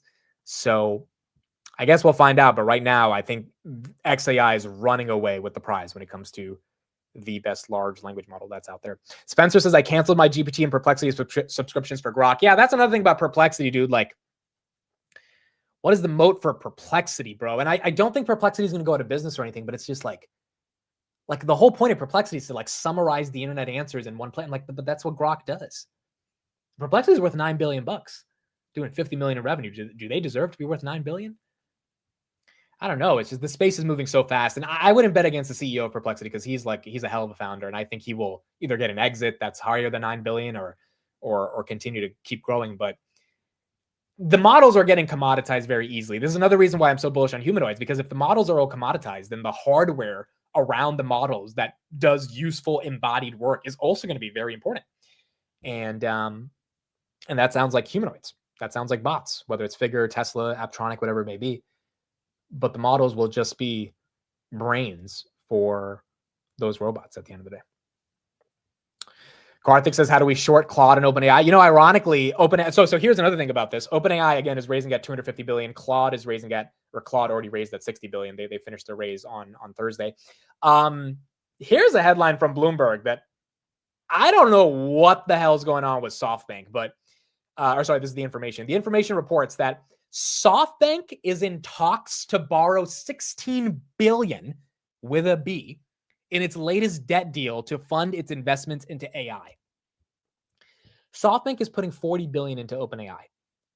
And it looks like 16 out of that 40 is going to be funded from debt. Maybe not all of it's going to OpenAI, but you get the point. They're funding their investments in AI by borrowing money, which I don't know. It like, obviously, if you can get money that's cheap and put it into an asset like OpenAI that might return 10,000%, then that's worth the 3% interest they're paying on the 16 billion. But like, is that the right way to do this? Like, is this like, I know they want to go big or go home. That's what Masa-san's kind of motto is.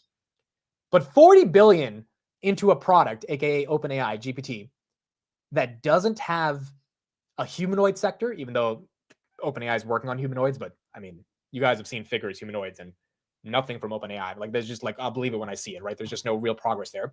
There's no embodied AI. The model is not as good as Grok objectively, like literally objectively on the benchmarks. Grok 3 is better.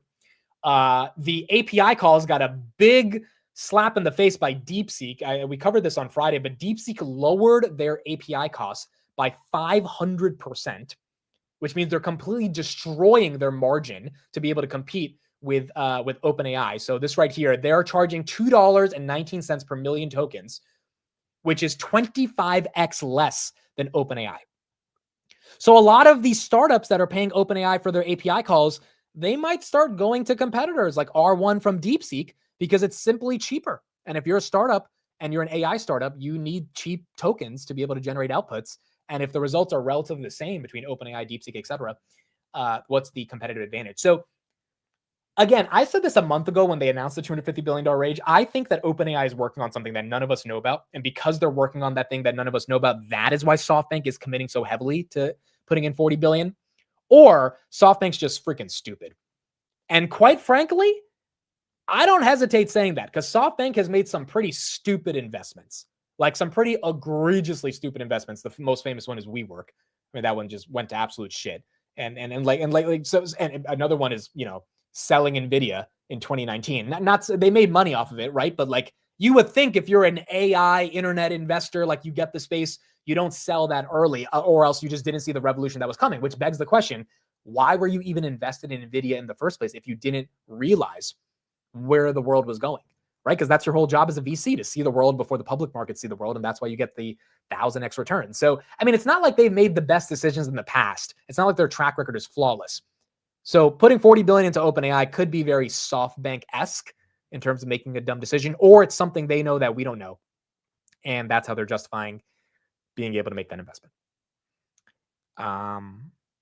But, I guess we're going to kind of find out how this all plays out. Yeah, and then DeepSeek R2 is coming soon as well. These models are moving quick, bro. They are moving quick. And I know OpenAI has 400 million users, but it's not that hard for one of those users to just switch. Like, the switching costs are very minimal. I mean, like, I'm easily switching to Grok. And so if you switch, you switch. And I think that's another issue in regards to just like how sticky is their moat at the end of the day at sustaining itself. Futures are still green. Robinhood's still up about 8%. Bitcoin still holding on to 92,000.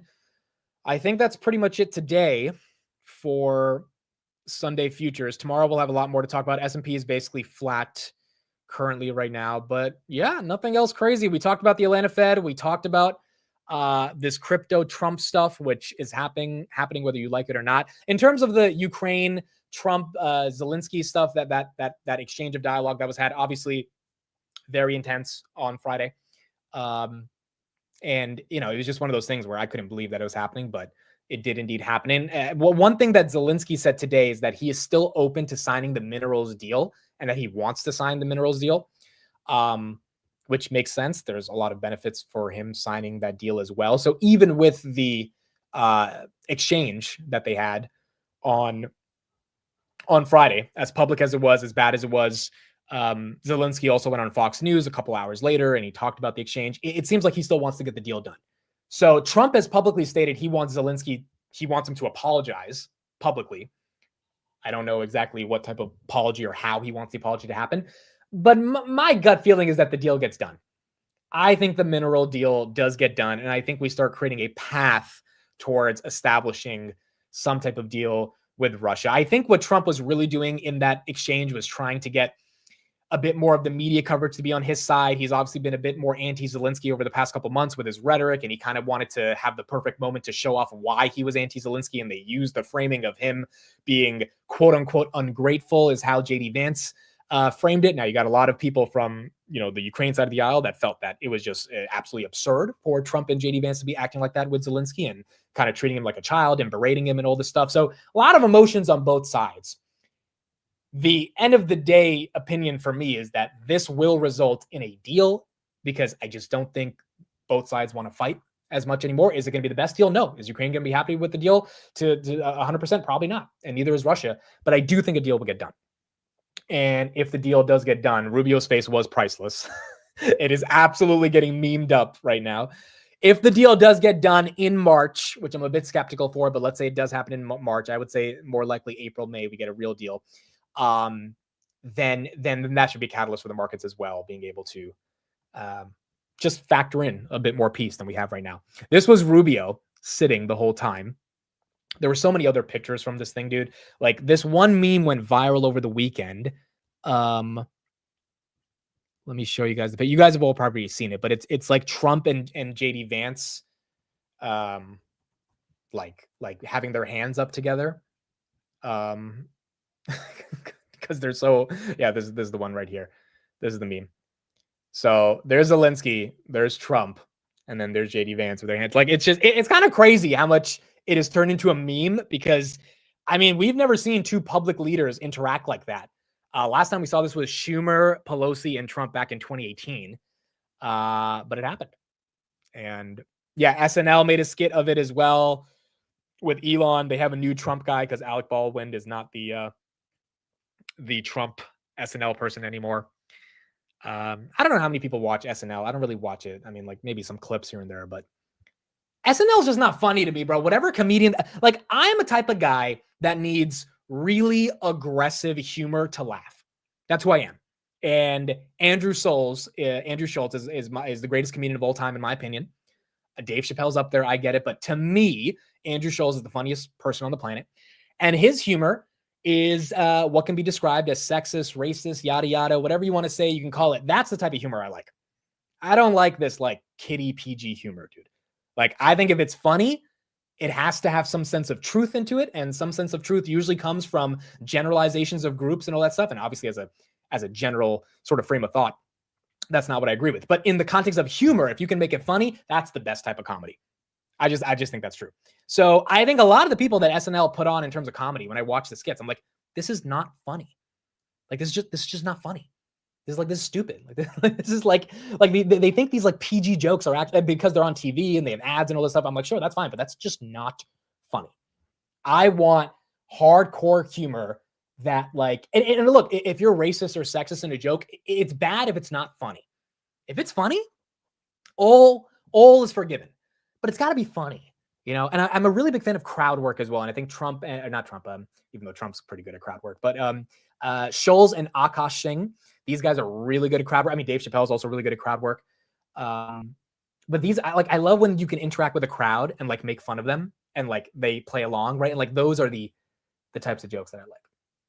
But I just like, I think after you listen to Schultz for years, I went to his show in 2019. Like I discovered him in 2019. I went to his show in New York City back in college. And like, that's the type of humor that like actually gets me to laugh. I've tried to watch other Netflix comedies, and like they put these people up that like think they're making like a political statement or something, when in reality, it's just, it doesn't go far enough in terms of being funny. And then B, it's so PG, like they're trying to toe the line without towing the line. And sometimes you got to just cross the line. But if you're funny and you cross the line, it works. If you're not funny, it doesn't work. So SNL to me has kind of lost most of its humor from that perspective. You guys think Schultz isn't funny? Dude, I disagree. Schultz is funny. I like Schultz. He's always been up there for me. I don't listen to him as much anymore. I don't like watch his podcasts and stuff. And I know that like his podcast hasn't been as good as it's been in the past couple of years. But in terms of stand-up, I think he's top 5 for me. He's definitely top 5 for me. So yeah, SNL is not really in that same category. It also, yeah, Karthik makes a good point right here. It reminds us about the luxury of freedom of speech. And that's another reason I like Schultz so much, is because back when the woke culture was really getting aggressive, call it 2017 to 2021, he was one of the only comedians who was just like, screw this, I'm gonna say whatever the hell I want. And he went through YouTube. He went independent, right? He didn't go through the big media platforms, because he knew that if he could work with the algorithm and get in front of the people would think it's funny, regardless of how raunchy his jokes were. And he kind of proved that people actually want humor, even if it's offensive, because that's what makes humor funny, versus like PG humor that sells subscriptions on Netflix. Now, ironically, he has a new Netflix special coming out on March 4th, and Netflix has kind of done a 180, and they want the comedians that are super like aggressive, right? Because they know that that's what people want. So I guess that's hopefully where comedy is going, and that's where it's been going over the past couple of years. S&P up 0.01%, just turned green. AMD's up 0.5%. Rocket Company's up 3%. SoFi up 2%. HIMS is now down 1.2%. NVIDIA goes green, baby. We are green. Robinhood up almost 9%. Tesla as well up 2%. SMCI goes flat. Meta, NVIDIA, MicroStrategy up 17%. CleanSpark, Marathon, SoFi, Google, all of these guys are green as we get towards Monday morning, which we will be doing the market open on in the next 12 hours. Rogan's the GOAT. Okay, so Rogan is funny. No, Rogan's podcast is good, but I don't think Joe Rogan's funny. I'm sorry. Like I've watched it. He's not funny, dude. He's not my type of humor. He's not funny at all to me. His podcast is great. Love the podcast, even though I don't really listen to the podcast, but I'm a fan of Joe Rogan. But like, dude, his comedy is, I can't watch it. I'm just like, I don't know. It's not funny to me. Like, it's just, I don't know if people feel the same, but it's just not funny. It's like, I don't know. There's maybe something about it where it just doesn't make me laugh as much. But his podcast is great. I mean, because he obviously knows how to communicate. Nathan says, Mitt, do you know when the next S&P 500 rebalancing act is? It is going to be in March. Will Hood get in? I don't think Hood is going to get in March. I think Hood will get in the June S&P 500 rebalancing act. The only reason I'm saying that is because I think the S&P committee kind of wants to see a little bit more progress from Hood. I mean, obviously last year was really good. They probably just want to see continued progress in the right sector.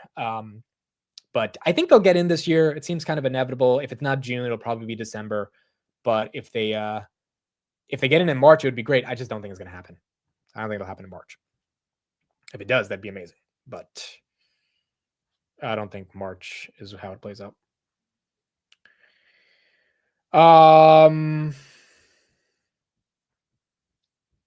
Okay, I think that's it. Oh, Hassan Minhaj is not funny, dude. Don't get me started on that. I'm looking like I'm going back on my race by saying this, but he's the example of someone who is so afraid to take a risk with his words and offend people. This guy's not funny, dude. I'm sorry. He's not funny. And he uses Indian stereotypes in the worst way, dude. Like, it's like I'm all for using the stereotypes, like, but use the stereotypes and like actually be funny. Like, he uses the stereotypes in just like a stupid way. It's not funny. Russell Peters is freaking funny. Because Russell Peters is racist. That's why he's funny. Someone's gonna clip this one. But that's true, right? Like, he's actually racist, which is why he's funny. Not literally racist, but his comedy is racist, which is why it's funny. And the whole point of comedy, in my opinion, is you got to strike a nerve. Hassan is just afraid of being racist. He's afraid of actually offending people. I mean, he even gets offended if you say his name wrong. I think the way you say his name is Hassan versus Hassan. And I'm like, dude, are you a little girl? You're afraid that people are calling you Hassan versus Hassan. You're like, he corrects people all the. I'm like, dude, like, relax, bro. It's a name. Like, it's not that serious. Like, he's so uptight about it.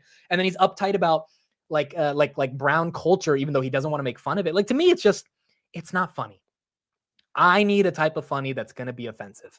If it's not offensive, it just tends to not be funny. And I mean, I think it's true, bro. I mean, like, a lot of you guys are older in life. You probably need humor that actually like gets to the root of core generalizations of a society. And that's what makes it fun. Otherwise, it's just not. Russell Peters doesn't spare any race. He's just hilarious. Yeah, that's the other thing. It's not about picking on a certain race. Or a certain gender or a certain type of people. It's about finding sort of common assumptions about groups of people and then exploiting them in a humorous way. Now, if you don't do it in a humorous way, you just sound racist and then you're not funny. Then people are just like, all right, this guy just is a racist piece of shit. But if you make it funny, you find a way to make it work. So I think that's how I interpret humor. Nimish Patel is also good. He's not bad. He's not horrible. He's way better than Hassan Minhaj, in my opinion. He's a lot funnier than that. Hassan educates when he does his thing. Yeah, well, that's the other thing, dude. I don't want to be educated, dude. Like, a lot of these guys try to be political and shit. Like, I don't like just make us laugh, bro. Why do we like? Oh, Matt Rife is also funny. His crowd work. I forgot about Matt Rife. His crowd work is freaking crazy, bro. I don't watch him that often, but Matt Rife, holy crap, dude. I watched him a year ago. I just like started binging his tweets. Or not his tweets, his like TikToks. Yeah, that dude is funny. That dude is absolutely funny. Dude, one day we had to do like a comedy stream. I didn't know you guys like comedy this much because I'm a big comedy guy. I mean, I don't consume it every day, but I do enjoy comedy. And there's some good ones, bro. There's some good ones. Like there's some good shorts that actually show you how you can be funny. Bliss says, I'm Indian and I approve Amit's statement about Hassan. Okay, thank you. I have some support from a fellow Brown, dude. I thought like he has a big Brown following, but I'm like, a lot of these Brown people that follow him don't know humor, in my opinion. Like if Hassan is your barometer for humor, that's not humor, because he is way too scared to say anything that's mildly offensive.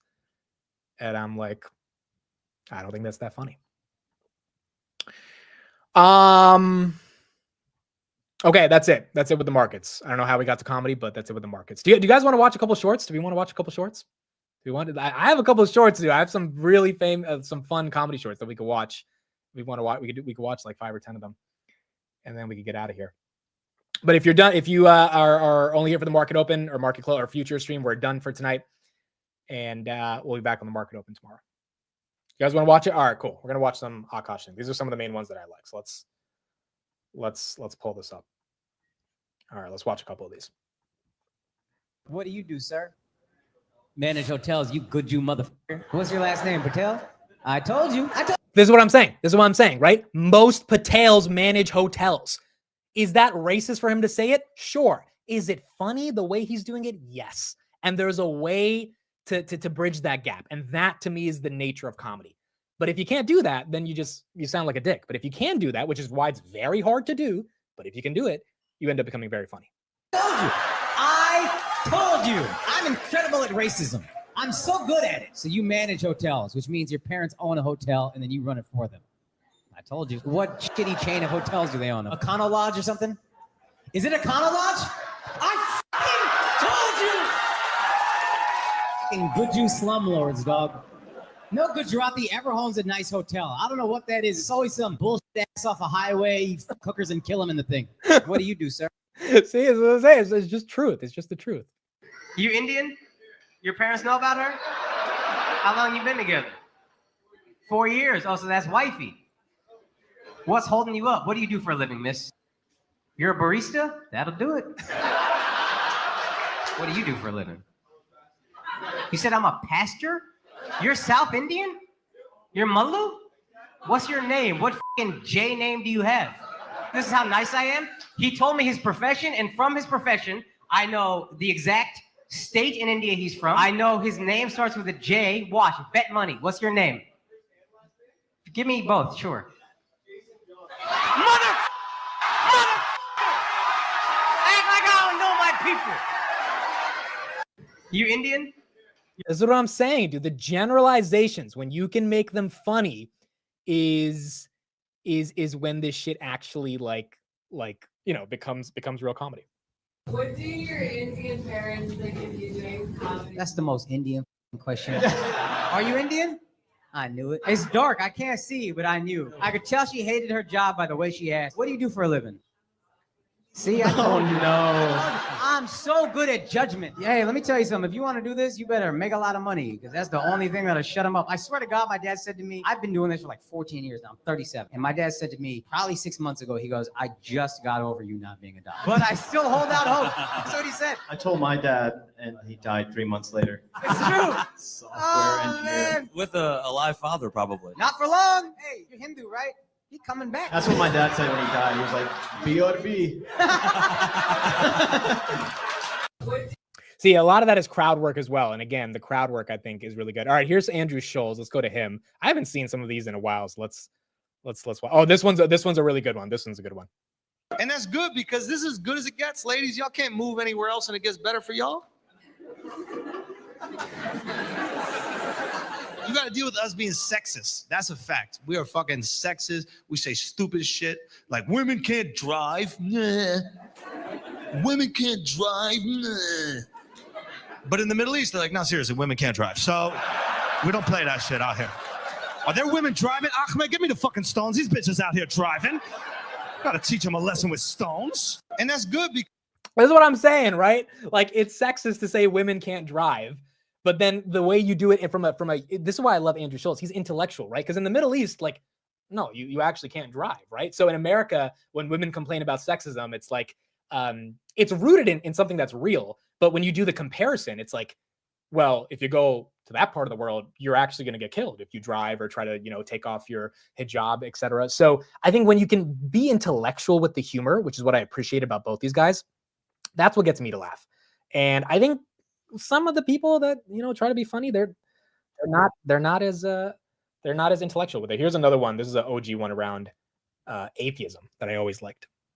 Atheists, just because there's no successful atheists. The most successful atheist is Stephen Hawking, who is a brilliant astrophysicist, also looks like a puddle. I don't know if I'm gonna trust your opinion on the creator when you were created into a puddle. So, of course, he doesn't care if he goes to hell. He's already melted. Nothing bad can happen. I get upset at him every time I hear him say that there is no God. It's like, shut up, Siri. I don't even fucking know who's talking right now. Can't be atheist. It's just different ways that these get you bring those interpretations into the real world, and then you end up making them funny. I'm trying to get some of the ones that I liked from a while ago. There's so many of them. So when we do this again, I'm gonna actually queue up a bunch of these. Oh, here's one about abortion that I think was a good one from a while ago. This is Andrew Schultz. I want to let y'all know right now, ladies, I am with you. I think it's your body, your choice. I agree with you on that. 100%. I agree with you when you say that men should have no say in the decisions you make with your bodies. Those are your decisions to make and yours alone. And I feel that way because at the end of the day, when we all go up to heaven and God's like, why were y'all killing babies? We're going to be like, y'all.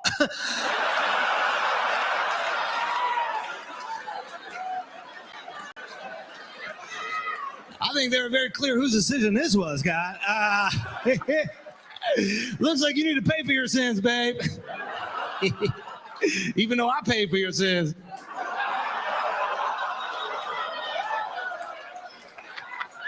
Come on, y'all. Chivalry ain't dead till that baby is. You know the rules.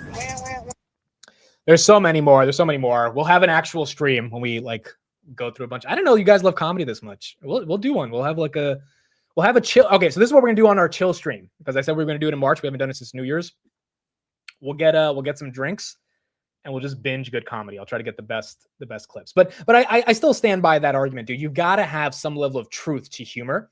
And if you don't have truth to humor, and that truth tends to be rooted in generalized assumptions, which is what makes it funny, then it just becomes boring at that point. I like Bill Burr as well. Yeah, I like Bill Burr. I don't listen to him too much. I think Russell Peters, Schultz, Akash, they're up there for me. Obviously, Chappelle is good. Chappelle, though, you can't really watch Chappelle clips. Chappelle is you got to listen to the full hour, right? Chappelle's putting on a real theatrical performance, and every part of it connects to each other, and so you got to be kind of locked in. Obviously, Chappelle's massive clips and skits with the Chappelle Show and all these different versions of it, but I think the sort of one-off 30-second moments is not really what Chappelle's doing anymore. That's more so the new age comics. But Chappelle's up there. He's up there for me. Oh, Cat Williams. Yeah, Cat Williams. He's, undisputed. That goes without saying. Cat Williams up there. Aziz Ansari, I've never been the biggest fan of. I like Nimesh better than Aziz. I would say Nimesh is up there, even though he's not as good as Andrew to me. Akash is up there. He's really good in my opinion as well. And then you got Dave Chappelle. And then you got Matt Rife, but I don't watch him too much anymore either. Shane Gillis is he's funny, but see, on SNL, I feel like he wasn't. I when I watched his monologue, I was like, I don't know, it wasn't that funny to me. It just wasn't. And I think it's because on SNL, you have to keep it so PG in order for it to be friendly for the advertisers. And I'm like, all right. But it doesn't end up being that funny. Oh, Kevin Hart, dude. Okay, so let's the last thing I'll say, then we'll end the show. I think Kevin Hart is very funny. However, Kevin Hart has gone the same route as a lot of these corporate comedians, which is that they get so many sponsors, which is what Kevin Hart's been able to do. Chase Bank is one of his biggest sponsors. He's not able to be as aggressive with his. I mean, dude, he made a joke about gay people from 10 years ago on Twitter, and he was canceled in 2020 to I have never seen this type of canceling, but he went on an apology tour, all this stuff. And I'm just like, it was a joke. Like, if you're going to apologize for making a joke, it's just like, what's going on here? So I think his latest stuff is not as funny, but the stuff from 2010 when he was trying to come up was like amazing. It was absolutely hilarious. But I think he still censors himself more often because he doesn't want to lose his advertisers. He's chosen money over pure comedy, which is fair. He's like worth pretty much close to $1 billion at this point. He's the most, he is the richest comedian. If I'm not like Dave Chappelle's not at $1 billion. So, because Dave Chappelle doesn't really do sponsors or anything like that. So I think Kevin Hart went more corporate, but he still is funny to me as well.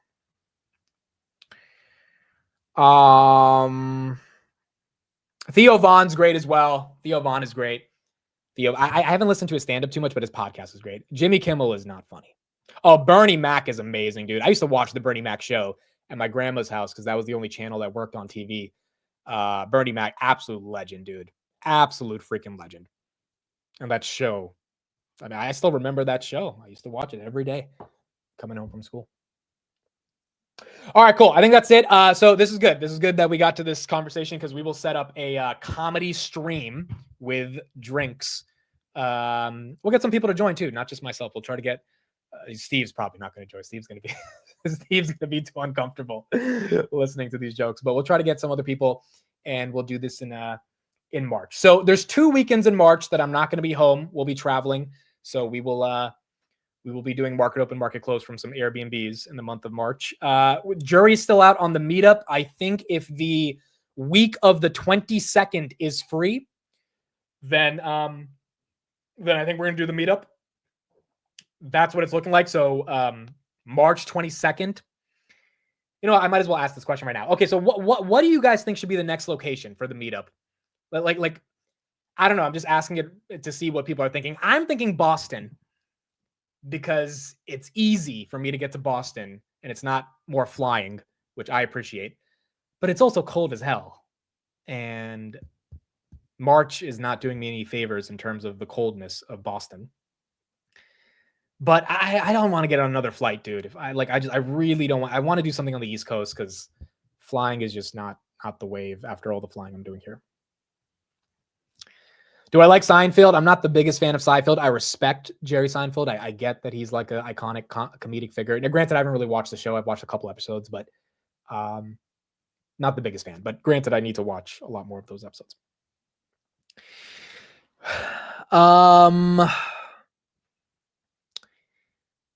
Seattle. It's going to be hard to do Seattle, dude. Vegas, we're doing in October for sure. So Vegas is not now. Toronto's actually not a horrible pick, dude. Toronto's only an hour-long flight. So it's actually not horrible to do Toronto in March. And I know a lot of you guys are out there. So that actually... Like, the thing about Boston is I don't know how many people are in Boston, to be honest, that would show up. Like, maybe there's 15, 20 of you guys, but I don't know if there's, like, hundreds of people that would show up. Or that would at least sign up to show up, right? So I want to go to a place where there's actually a lot of you guys. Toronto is actually not horrible. It's not horrible. In March.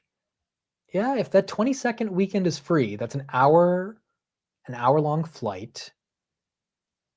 That's like a 3-day thing. I don't hate that. Yes, Tim Dillon's also very funny. I agree with you, Len. Tim Dillon is very funny as well. Seattle, I just don't want to go to the West Coast, dude. I'm going to be in the West Coast so much in March. Maybe we can do Seattle a little bit later in the year. We're definitely doing SoCal. SoCal will happen in probably September. Probably right before Vegas. We'll definitely do SoCal. That'll be September. Vegas is going to be October. We'll do Vegas in October. So that one will definitely happen. I think Toronto works. Miami, I think I'm thinking of April or May. Same thing with Houston. I think it'll be April or May. I feel like it'll be Miami and then Houston, or Houston and then Miami. One of those, but they'll be back to back. June, I believe, is going to be Europe, because that's when I think the Robinhood Gold event or the crypto event is happening in France. So June's going to be reserved. July for Miami or Houston wouldn't be horrible, but I think April and May is when we're going to get those done.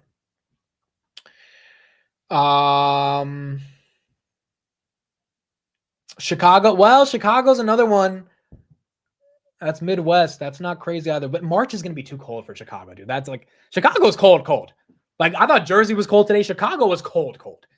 I think we avoid it. Same thing with Boston. I think we avoid those in March.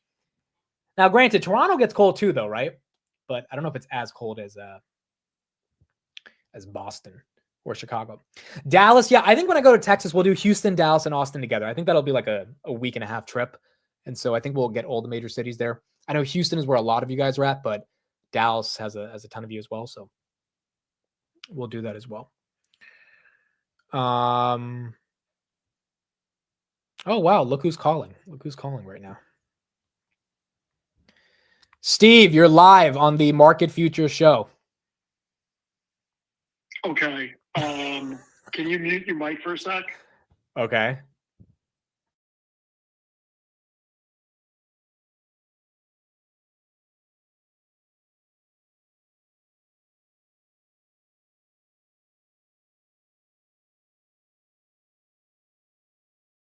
Okay, I'm unmuted. I think it's real. Hold on. There's no way. So I didn't even need to mute to say that. Why did I need to mute to like? Because I don't like talking about that stuff. Okay, so hold on. Let me just. Okay, so let me. Wait, where can you send me where you saw this? Yeah. There's no way that's real, dude. It has to be fake. It has to be I mean, if it's real, forget it. Hold on. I'm going through his Truth Social right now. Guys, apparently Trump tweeted something that is... There's no way he tweeted this, dude. I don't know if he did or if he did. Somebody retweeted it. I don't know if it's real or if it's bull. I don't know. I think it's fake. I don't see it on his Twitter feed or his Truth Social feed. So now that you're actually using Twitter, Steve, and by the way, guys, let me link Steve's Twitter because he had a phenomenal post today about NVIDIA. You have to remember, Steve, now that you're going to use Twitter, because you promised me you're going to start tweeting, that a lot of shit on Twitter is fake. Yeah, I guess it's fake because I'm not finding on it. Okay, so what Steve thought Trump tweeted was freaking... I'll read it. Okay, read it. Go ahead. This will be a tremendous alt season like you have never seen before. It will be so great they will call it Trump season. If he actually had tweeted, this will be a tremendous alt season like you have never seen before, I mean, that would be freaking insane. But yeah, I do not think that's... XRP would have been at like $10 if that happened. It might as well be at $1,000. I mean, like... Oh my God. Okay, well, while I have you, I was just about to end the show, but this is Steve's post on NVIDIA. Got freaking 40,000 views. It's one of his bigger tweets ever. So hopefully he is motivated to keep tweeting. Steve, what is your final takeaway now that NVIDIA earnings is done on NVIDIA? I mean, I told you if NVIDIA goes down to 115 or lower, I'm seriously considering buying back my options on SL Green because it's really not that much money and dumping that entire position into NVIDIA. Yeah, I may just do it this week regardless. I mean, this is it's the greatest growth story we've ever seen. Yeah, I think what people appreciated about this post is that you used all the numbers, and your point was like, I think the bears are trying to come up with a narrative, but there is no narrative. There's no narrative. Yeah, and I hate saying that because you come off cocky, you come off conceited like you know everything. And I don't know everything, okay? I get stuff wrong all the time. But there's no logical bear case at the moment. We are not seeing a slowdown. We're seeing an acceleration in CapEx. And while I agree, at some point, these companies are going to slow down on their CapEx spending, it is certainly not happening this year, and it is likely not to happen next year, considering Blackwell demand is all booked through this year. And they're coming out with a next generation chip in the second half of this year. Yeah. So you got to think that you have at least a 2 to 3 year run rate of just pure growth ahead of it. I agree. Steve, what's your quick take on Trump tweeting about the crypto reserve? Do you think it's bullish overall? I mean, I don't know. You know how I feel about crypto. I'm not a big crypto fan. I think there are certain crypto projects that have real world potential and have the ability to increase the or let me rephrase that. It has certain projects have the ability to create a frictionless payment system cross-border and get rid of hassles that the SWIFT banking system creates. So from that aspect, I'm bullish on certain projects. So let me rephrase the crypto question. as Let me rephrase the question. Do you think this Bitcoin pump of 10% is going to last over the next week? I could care less about Bitcoin. I think it's bull. But if Bitcoin crashes, really the do. whole sector is my point. Yeah, but but that shouldn't be. Like, look, eventually we're going to see if Bitcoin keeps going up. Maybe it goes to 1 million. Maybe it goes to 0. I have no idea. But thinking of Bitcoin as a store of value, like, think about how crazy this is. People are buying Bitcoin as a store of value because they're worried about U.S. currency or pounds or yen. That makes no sense. You can transfer money out of your checking account digitally, and somebody can get it instantly. Like, you don't need Bitcoin for that. Look, and I get it. My point is doesn't just make sense. my point is just if Trump's ready to buy a ton of this stuff. Well, here's a better question. What did you think about Trump including XRP and Solana in the? Well, I tweet? think he did it for a reason. I think that those are the two projects that, to me, have the most real world utility. Here's why I say that. Ethereum and Cardano, I happen to think, are great ideas because I happen to like smart contracts. The problem is I don't think smart contracts are ever going to take off the way that people intended them to 5 years ago. The concept's amazing because it creates a frictionless deal between two entities. I just don't think that people are going to lock the capital up in escrow like that because companies, when you negotiate, so like I negotiate contracts.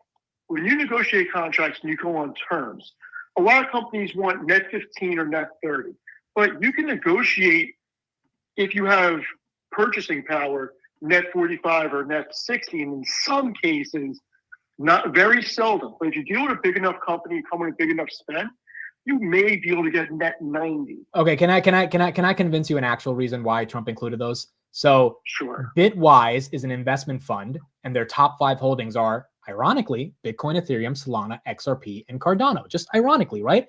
The biggest investor of Bitwise is none other than Kraft Ventures. Sure. Oh, Kraft Ventures with David Sachs. With David freaking, I mean, you don't tell me this is not one of the biggest grifts you've ever seen. This is absolutely a grift. I'm not complaining about it because it's going to pump some of my I mean, bags. is that why But Cal Canis was tweeting what he tweeted today? oh yeah, Cal Canis is obvious. He's also saying it's a grift. Yeah. Is that why he was kind of busting their chops about it? Well, I don't know. I think no. So Cal Canis's angle was less about Sachs and Kraft, and that angle it was more so about taxpayer dollars funding crypto because he doesn't believe in crypto. I'm not on that side. I think there's a legitimate case for why U.S. tax dollars should go to something like a strategic reserve. I'm just saying, including Solana, XRP, and Cardano, which are 3 huge David Sachs investments. He was the seed fund check for Solana 7 years ago. It feels a little bit of conflict of interest, in my opinion. Okay, so not gonna get. I don't like talking about political stuff, but when you look at the projects, Bitcoin, if everybody is going to say that it is valuable and it has value and countries are going to back it like that, then likely it's not going to go to 0. So it would make sense to include it. I personally don't see the utility for it. I've been wrong on it. So be it. But nobody will be able to convince me that Bitcoin has more application than Solana or XRP. No, that's a fair point. That's fair. That's a fair It just point. doesn't. No, you're right. You're right. People want to say it's a store of value. Yeah, sure. So we're tulip bulbs. So we're beanie babies. And I know that this is different. And it's a cliche that I say that. But at the end of the day, it's only a store of value until it isn't. Maybe that day never comes. And now that you have big countries starting to back it and invest in it, maybe that day never comes. Maybe it's more secure now. But nobody's using Bitcoin for payments. Nobody's buying anything with Bitcoin, and nobody's sending money cross-border with Bitcoin. That's not what it was built for, and it doesn't have utility like that. So if you're going to do a strategic asset reserve, it's got to have more stuff than just Bitcoin and Ethereum, because those 2 projects were not built for that system. And look, the SWIFT banking network is archaic, and it's 2025. There's a better way to do things. All right, last question for you, Steve. Who's your favorite comedian of all time? Oh, that's a hard question, actually. Because we were talking about comedy a while ago. So, or like top three, if you have to pick. So, stand up or movies? Stand up. Stand up. That's so hard because I gotta tell you, some of the stuff, because I'm older, some of the stuff that I think is funny and that I really can't talk about. So it's so funny. We were literally having this conversation. I'll say it for you because you're not going to say it. But you can never make this stuff today. Yeah, you need racism and isms to be funny, right? You need raunchy I'm just saying, stuff. There's just some stuff from the 80s you could never make today. Yeah, it's too PC. That a lot of people grew up on. That's hilarious. But putting that stuff aside, I can't give you the real answer. But No, just Steve, just give us the real dude. Tell us your favorite comedians. It doesn't matter who they are. Like it could be people that have said offensive things. That's okay. Like it is what it is. No. I will say, movie-wise, there's several funny ones, and you got to put Sandler up there. Not everybody likes him. I think he's hilarious. Wait, who? Adam Sandler. Hilarious. Steve. We're talking about stand-up. We're not talking about Adam No, freaking we're Sandler. not talking going down the road of stand-up. Adam Sandler? Are you kidding me? No, we're not talking I'll about. tell you who's hilarious that's underrated. Vince Vaughn is hilarious. Okay. Tell me you've never seen Wedding Crashers or Old School. I actually have. That was a long time ago that I saw Wedding Crashers. Oh, thank God. You've seen both of them? No, not both of them. I didn't see the other one. I saw Wedding Crashers. Thank the good Lord that you've seen Wedding Crashers.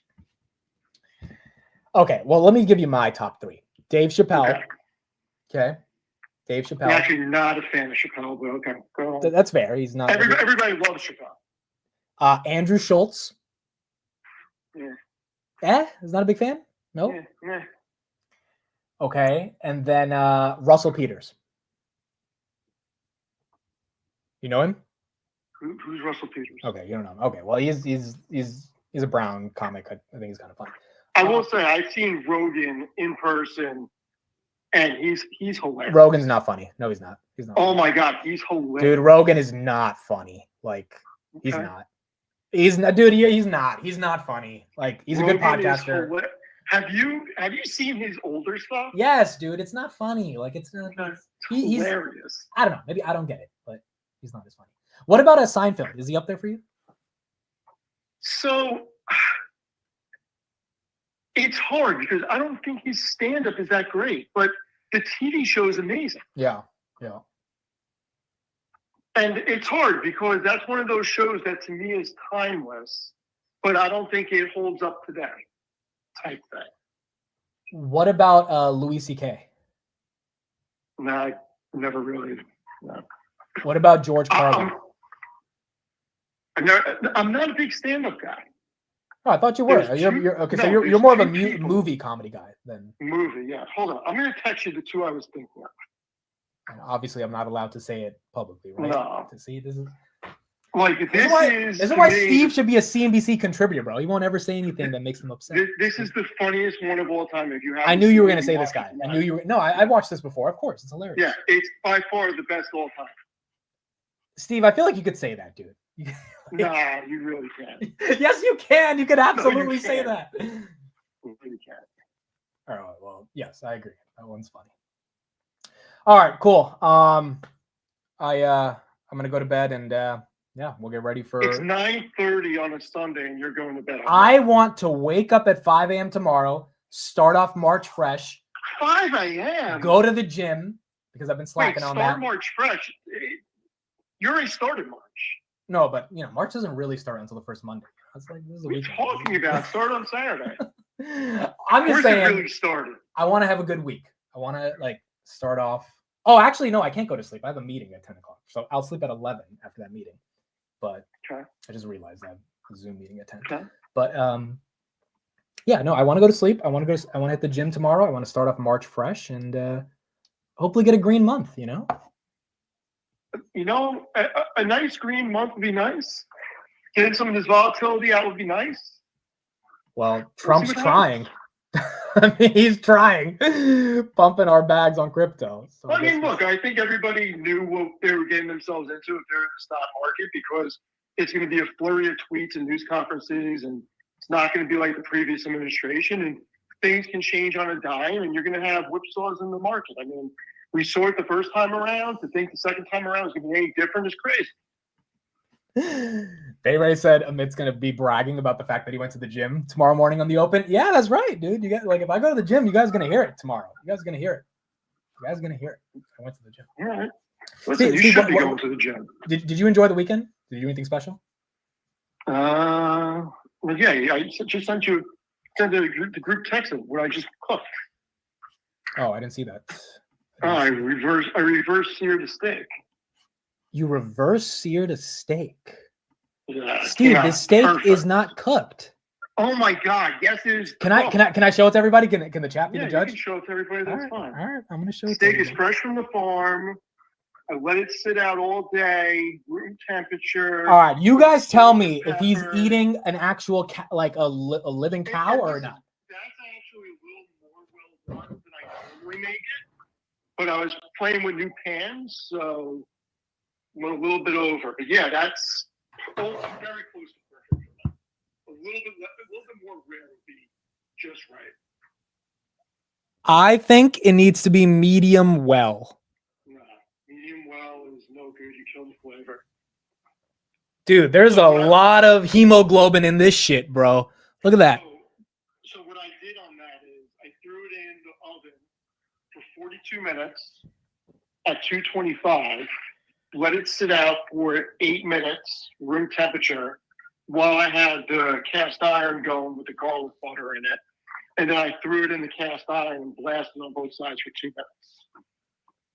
That is a reverse sear, and it was delicious. Okay, when I move out, you got to teach me how I can do this on my own because I would love to make steaks. But I mean, that's the beauty about today. You can just ask Grok.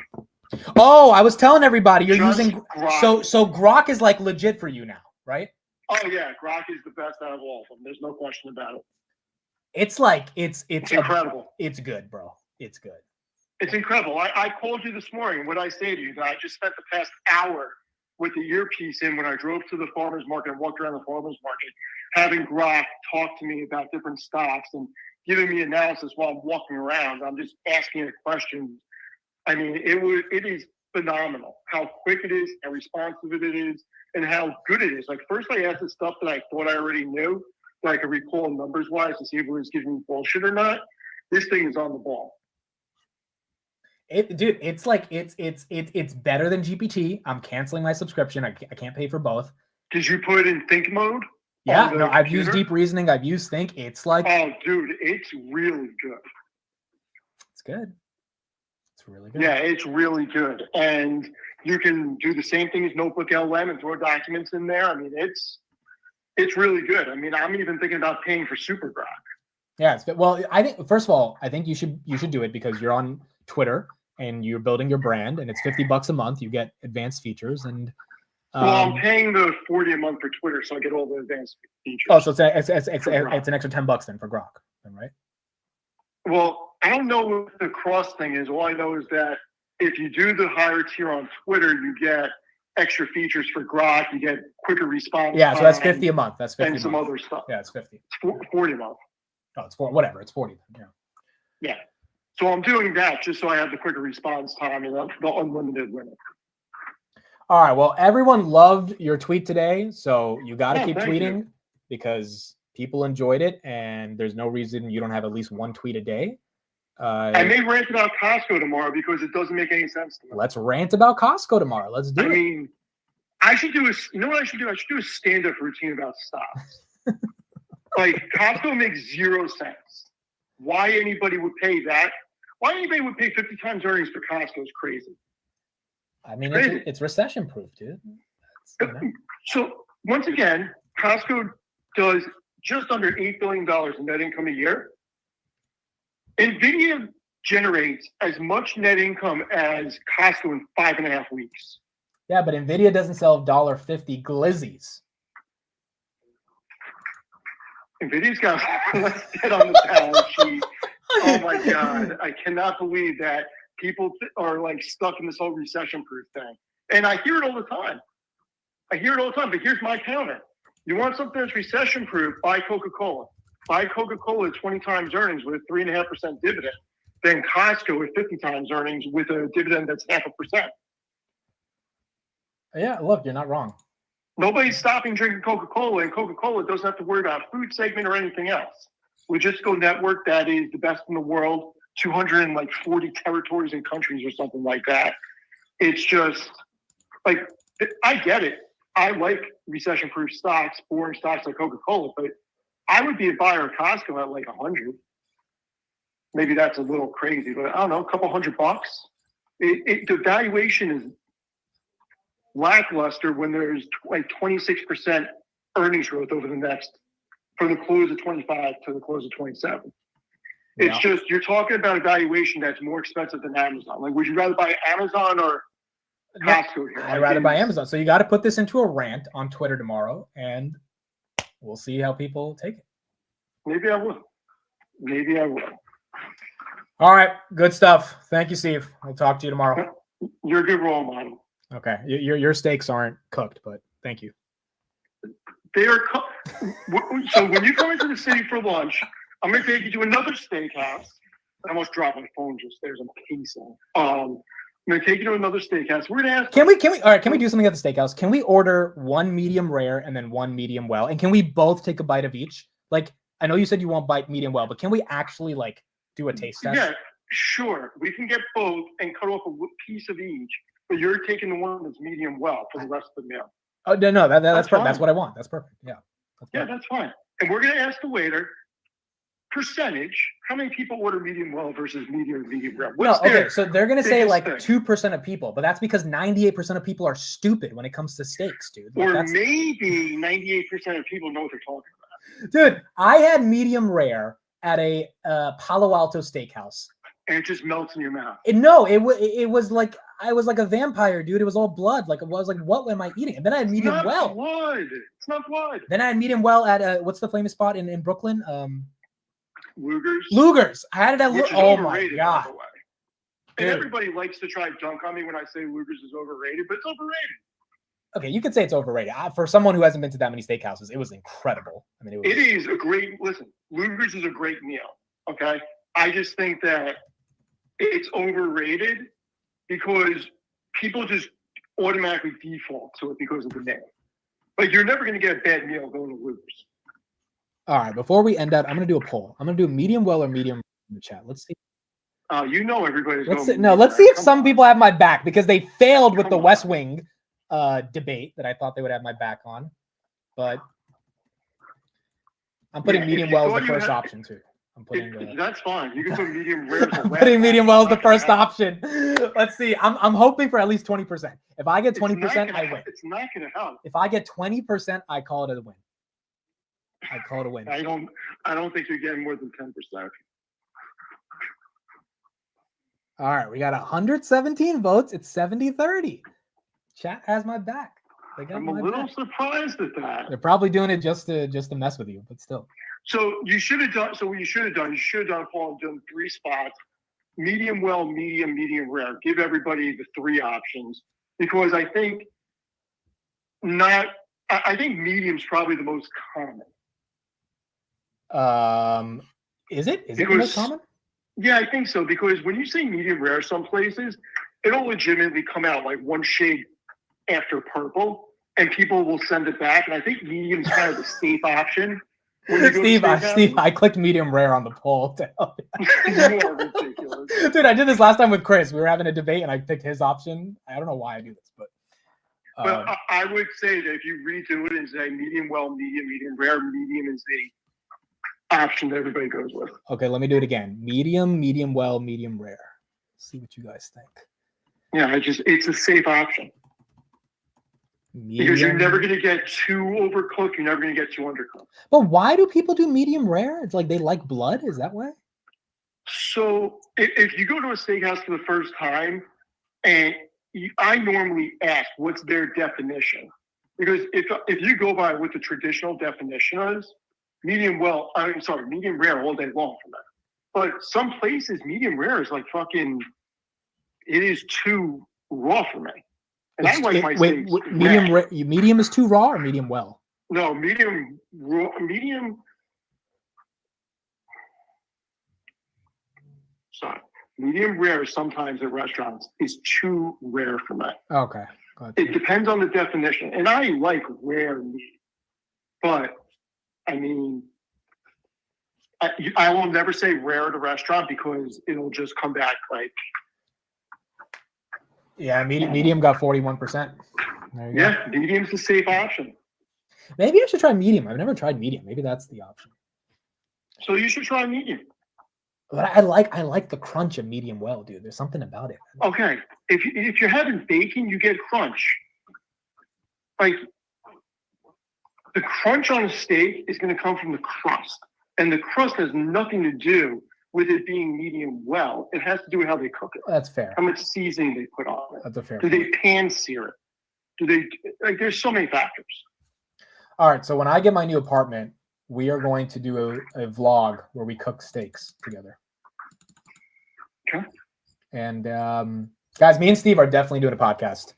We just got to figure out all the logistics of it, but we are. I'm gonna have to send you like a bunch of cooking stuff. Like there's this guy on YouTube, Grogu. I can never pronounce his name. It starts with a G. He's this meat guy. He makes some crazy stuff. Yeah, I follow a couple steak meat YouTubers that like. I just like seeing how they cook it, even though I don't really cook it myself. But I would love to learn how to cook some of this stuff because I think it would just be cool to know how to actually cook it. And then if you can whip up a steak with some like pasta or something like that's just a cool dinner, right? Being able to do that. That doesn't go together. Okay, whatever. Pasta The and point steak is does like not go together. Pasta chicken parm, pasta chicken franchise. That stuff goes together. so You go steak you go doesn't work with steak, it's- fettuccine. You can't eat fettuccine with steak. No, you can go potatoes, garlic mash, vegetables, that type of stuff. But pastas just doesn't go with steak. All right, so I got to learn this stuff. But Doesn't go with steak. But I'll tell you, if I ever leave the city, I'm gonna have such a huge smoker in my backyard.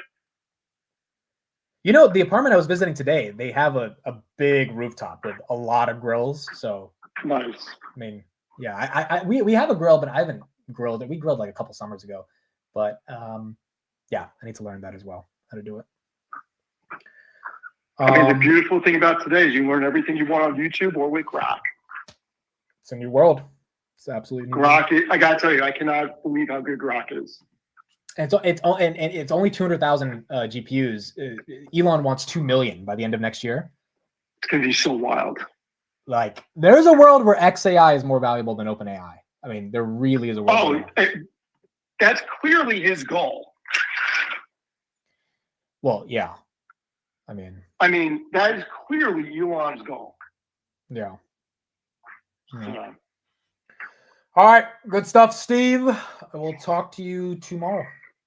All right, later. Later.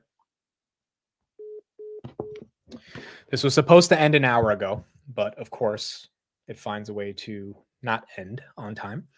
But yeah, that's it. So we'll do the market open tomorrow. It'll be really interesting to see how these equities react if Bitcoin can hold on. But if it does, then I think tomorrow will be exciting. I think the Oscars are still going. If anyone cares or pays attention, I don't even know what are the nominees, so I'll try to find that out. And I'll let you guys know tomorrow if you care. But yeah, hopefully this was a little bit more entertaining than the Oscars. I don't even know what they do at the Oscars anymore, dude. Like, what do they do? What is that show? Just stay on. Let's roll this into the market open. You know, one day we're going to do 24 hours, dude. It's going to happen. I feel like it's going to happen when I move out and when I have my own studio and it's like I have my own place to really do a 24-hour stream. So it's definitely going to happen. It's just going to take some time to move out. I really do think June and July, guys, I like the place I visited today. Amazing. I just hated the view. And my sister was trying to convince me that the view wasn't that bad. And I was like, it's not the type of view I want. So I'm looking at a lot of different places, and I think hopefully by June we get it confirmed and maybe we move out by July. And then I got to get some bricks installed in the place so we have the right background, you know. This was hard to install 3 years ago, but because I did it myself, I know how to do it. I know how to do it, so I can do it again. And there you go. That's what we got to do. Not moving to New York, most likely Jersey City, which is about a 20-minute path ride from New York. I looked at New York, dude. Like, it's not worth it, bro. The square footage I'm getting in Jersey City versus New York, it's just stupid to pick New York. Like, you don't literally have to be in the center of the city to be in the midst of the action if you're a 20-minute train ride away. And this place that I looked at, they have free shuttles that leave the apartment to the train station every 15 minutes. Like, it was a really dope spot, dude. I just hated the view. I want a really good view, and the view is kind of good, but it's not as good. And so if I'm going to be paying a decent chunk of cash, I just want to wake up to like a really dope view. This is going to be one of the only times in life where I'm like living on my own. And so I want to take my time with it, but I want it to be good. And it's got to have obviously 2 bedrooms to have a podcast studio. So there's a lot of things to consider, but I think we're getting closer because I'm starting to just find a lot more choices. And yeah, hopefully by June we figure it out. Davis says, I can be your view. Davis, I appreciate it. Yeah, the bricks, we're still going to have the bricks. We're still going to have to get the brick. I don't want to show you guys the view. I want to show you guys the view when it's actually all set up. That's when it's like worth showing you guys. I'll do a full apartment tour, all that stuff. But we got to like actually do. I don't want to show you guys like these little videos of it. Like, it's got to be a legit thing. And then it's going to be cool. Those bricks look fake. They aren't. You know, you might be new to the channel. Most of the chat guys, you guys can confirm the bricks are not fake, even if they look fake. So same bricks we will have in the new place as well. Jersey City is nice. You can see the statue from the Liberty. Yeah, you can see the Statue of Liberty. You can see World Trade Center. Like, it's a really great NYC skyline view. But the problem is this place was like 1/3 of what I wanted to see because it was to the side. And I'm just like, I want to see the whole view. I don't want to see like this 1/3 of it. So it's just like, I don't know. I don't like it. I really, really want to get a nice view, but we just got to see if we can get the right spot. I think it'll be cool though, dude. I think the podcast studio will be legit. Me and Steve want to do something like Josh Brown and Michael Batnick do, the Compound and Friends, which is one of my favorite podcasts. I think us two with a guest every week, I think it could be a banger. I think it would go really well, especially because Steve's a very smart guy. I'm there, add some, entertaining parts add some personality to the podcast. And then whatever guests we have, I think it would be really cool. I think we could build that out to be something special. And then I want to have my own kind of Joe Rogan type of podcast where it's one-on-one, and you just need the right place to do it. And it's at this point, it's got to be like a legit studio. And obviously I want to move out as well. So it's really killing 2 birds with 1 stone. There's tax benefits to moving out. So now it's just time to do it. Now it's just time to get the right spot. And we got to figure out if we can do it. But I want to take you guys along the journey, obviously, because you're going to be seeing the background every single day. And you'll be seeing me in a new location. But we got to get it right. Because also, like, you don't want to move in a place and then feel uncomfortable and then move back out, right? Especially if you sign a lease or something. Like, I really want the place to be the right spot to be at. Yes, Steve does have personality. It's a certain type of personality. But you guys know what I'm saying, right? Steve is really numbers focused, and he has his own different way of speaking. And then I can moderate the podcast. I can get us from topic to topic, all that stuff. Like, you need that sort of dual personality to be part of it. And then I think you need good guests. And I think every week, given kind of how the connections are growing, we can get like some really good guests. And I think it can be really enjoyable. And it could just be a content media powerhouse close to New York. And I think it would be fun to do it together. Yeah, Steve is blunt. That's the other good thing about him. He's blunt. And he'll just tell it like it is. So we got to see. Now we got to get this shit done. I think that's going to be the biggest thing of 2025, dude. Like, getting this thing in the books and moving on. And now we just got to put in the work to get it. But it's hard, dude. I mean, anyone who's searched for an apartment or real estate in general, it's hard, bro. It's like, it's not easy. It's a lot of work, and you might like the whole place, but then there's one little thing that pisses you off, and you're just like, no, I can't live here. And it's an annoying process that I quite frankly don't want to go through. Like, this is not fun, but I just want to find a place and officially make it happen now. So There you go. I clapped again, dude. That's the problem. I clapped again. That's why I'm here. All right. He said Adam Sandler, bro. It's just, as soon as he said that. See, this is the other thing about Steve. That's the other thing about Steve. I never have to worry about him being political. You'll have Chris come on the show and he'll just go crazy saying his political views, and 50% of you will get pissed off at him. Steve will just be like, well, I'd rather not say. So Steve usually is keeping it cool when it comes to getting super deep on politics. All right, cool. So we're done for today. I feel like I've said this 15 times, but we're actually done. Be back on the market open tomorrow. I think my meeting just got canceled based on the message I'm looking at. So I think I can actually go to sleep. Yeah, it's canceled. Yep, there you go. Boom, baby. All right, so I'm going to sleep. I'm going to try to have some good dreams. I've been having some crazy dreams past couple days, just like weird shit. So hopefully we get some good dreams.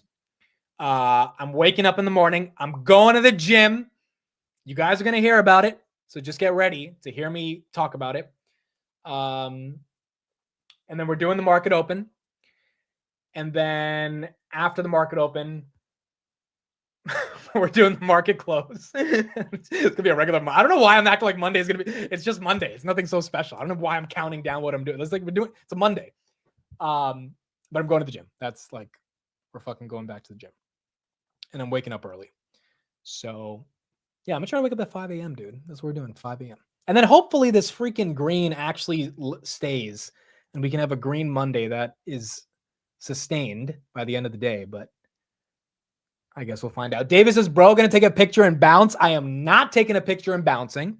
Okay. I know everyone says that's what happens. Going and we're working out legit. Oh, yes. That's another thing we're doing. We're just starting a new summary show. So tomorrow, probably at like 7 p.m., I'm going to post the first ever.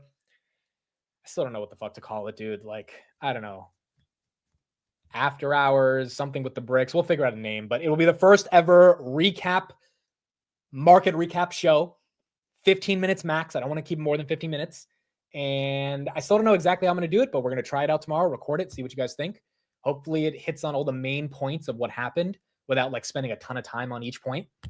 And we'll see if that becomes kind of a daily thing that we do on the channel every day. So that's it.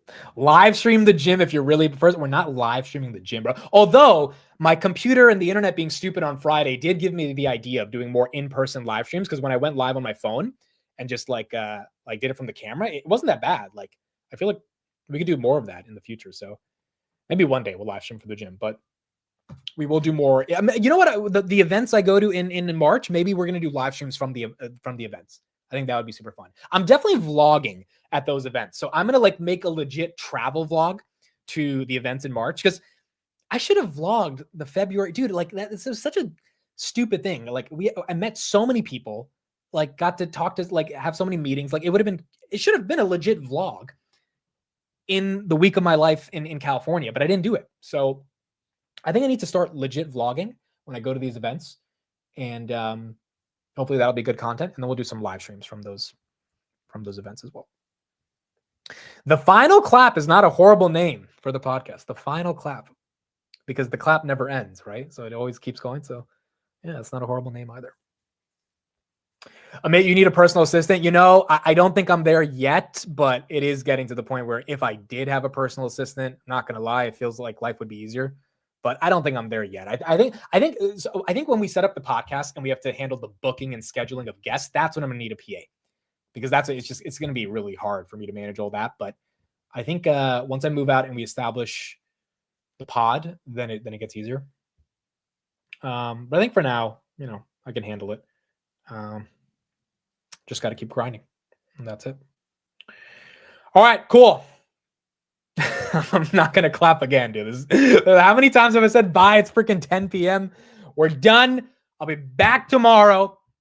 You guys will hear about my gym adventures on the market open. And if you don't, then that means I woke up late, which if I'm sleeping at 10:30, I should be able to wake up on time. So that's it. And yeah, that's it. I'll see you guys tomorrow on the market open. Again, thank you everybody for the love on the Brett podcast, on the Figure podcast. Really, really seems like you guys enjoyed it. And hopefully we'll have a lot more of those podcasts in the future. and we'll keep doing what we have to do. But it seems like people enjoyed it. Subscribing to the new channel. Really, really appreciate everyone who's showing support. And now we just got to have more and more podcasts as we keep this going into the future. All right, cool. That's it. Thank you, everybody. Appreciate you guys. I will see you tomorrow on the Market Open, and we will keep going from there. You guys are calling me a blueberry, which is hilarious. I've worn the short 1 billion times, and today I've become a blueberry. So it is what it is. Blueberry drip, baby. All right. Thank you, everybody. See you guys tomorrow on the Market Open. And remember, just remember, after I come back from the gym tomorrow, I'm going to make sure everyone knows that Palantir isn't the only one with the guns. You know what I'm talking about? All right. I'll see you guys tomorrow on the Market Open. There you go. Way out, baby. I'll see you guys tomorrow. Bye, everyone.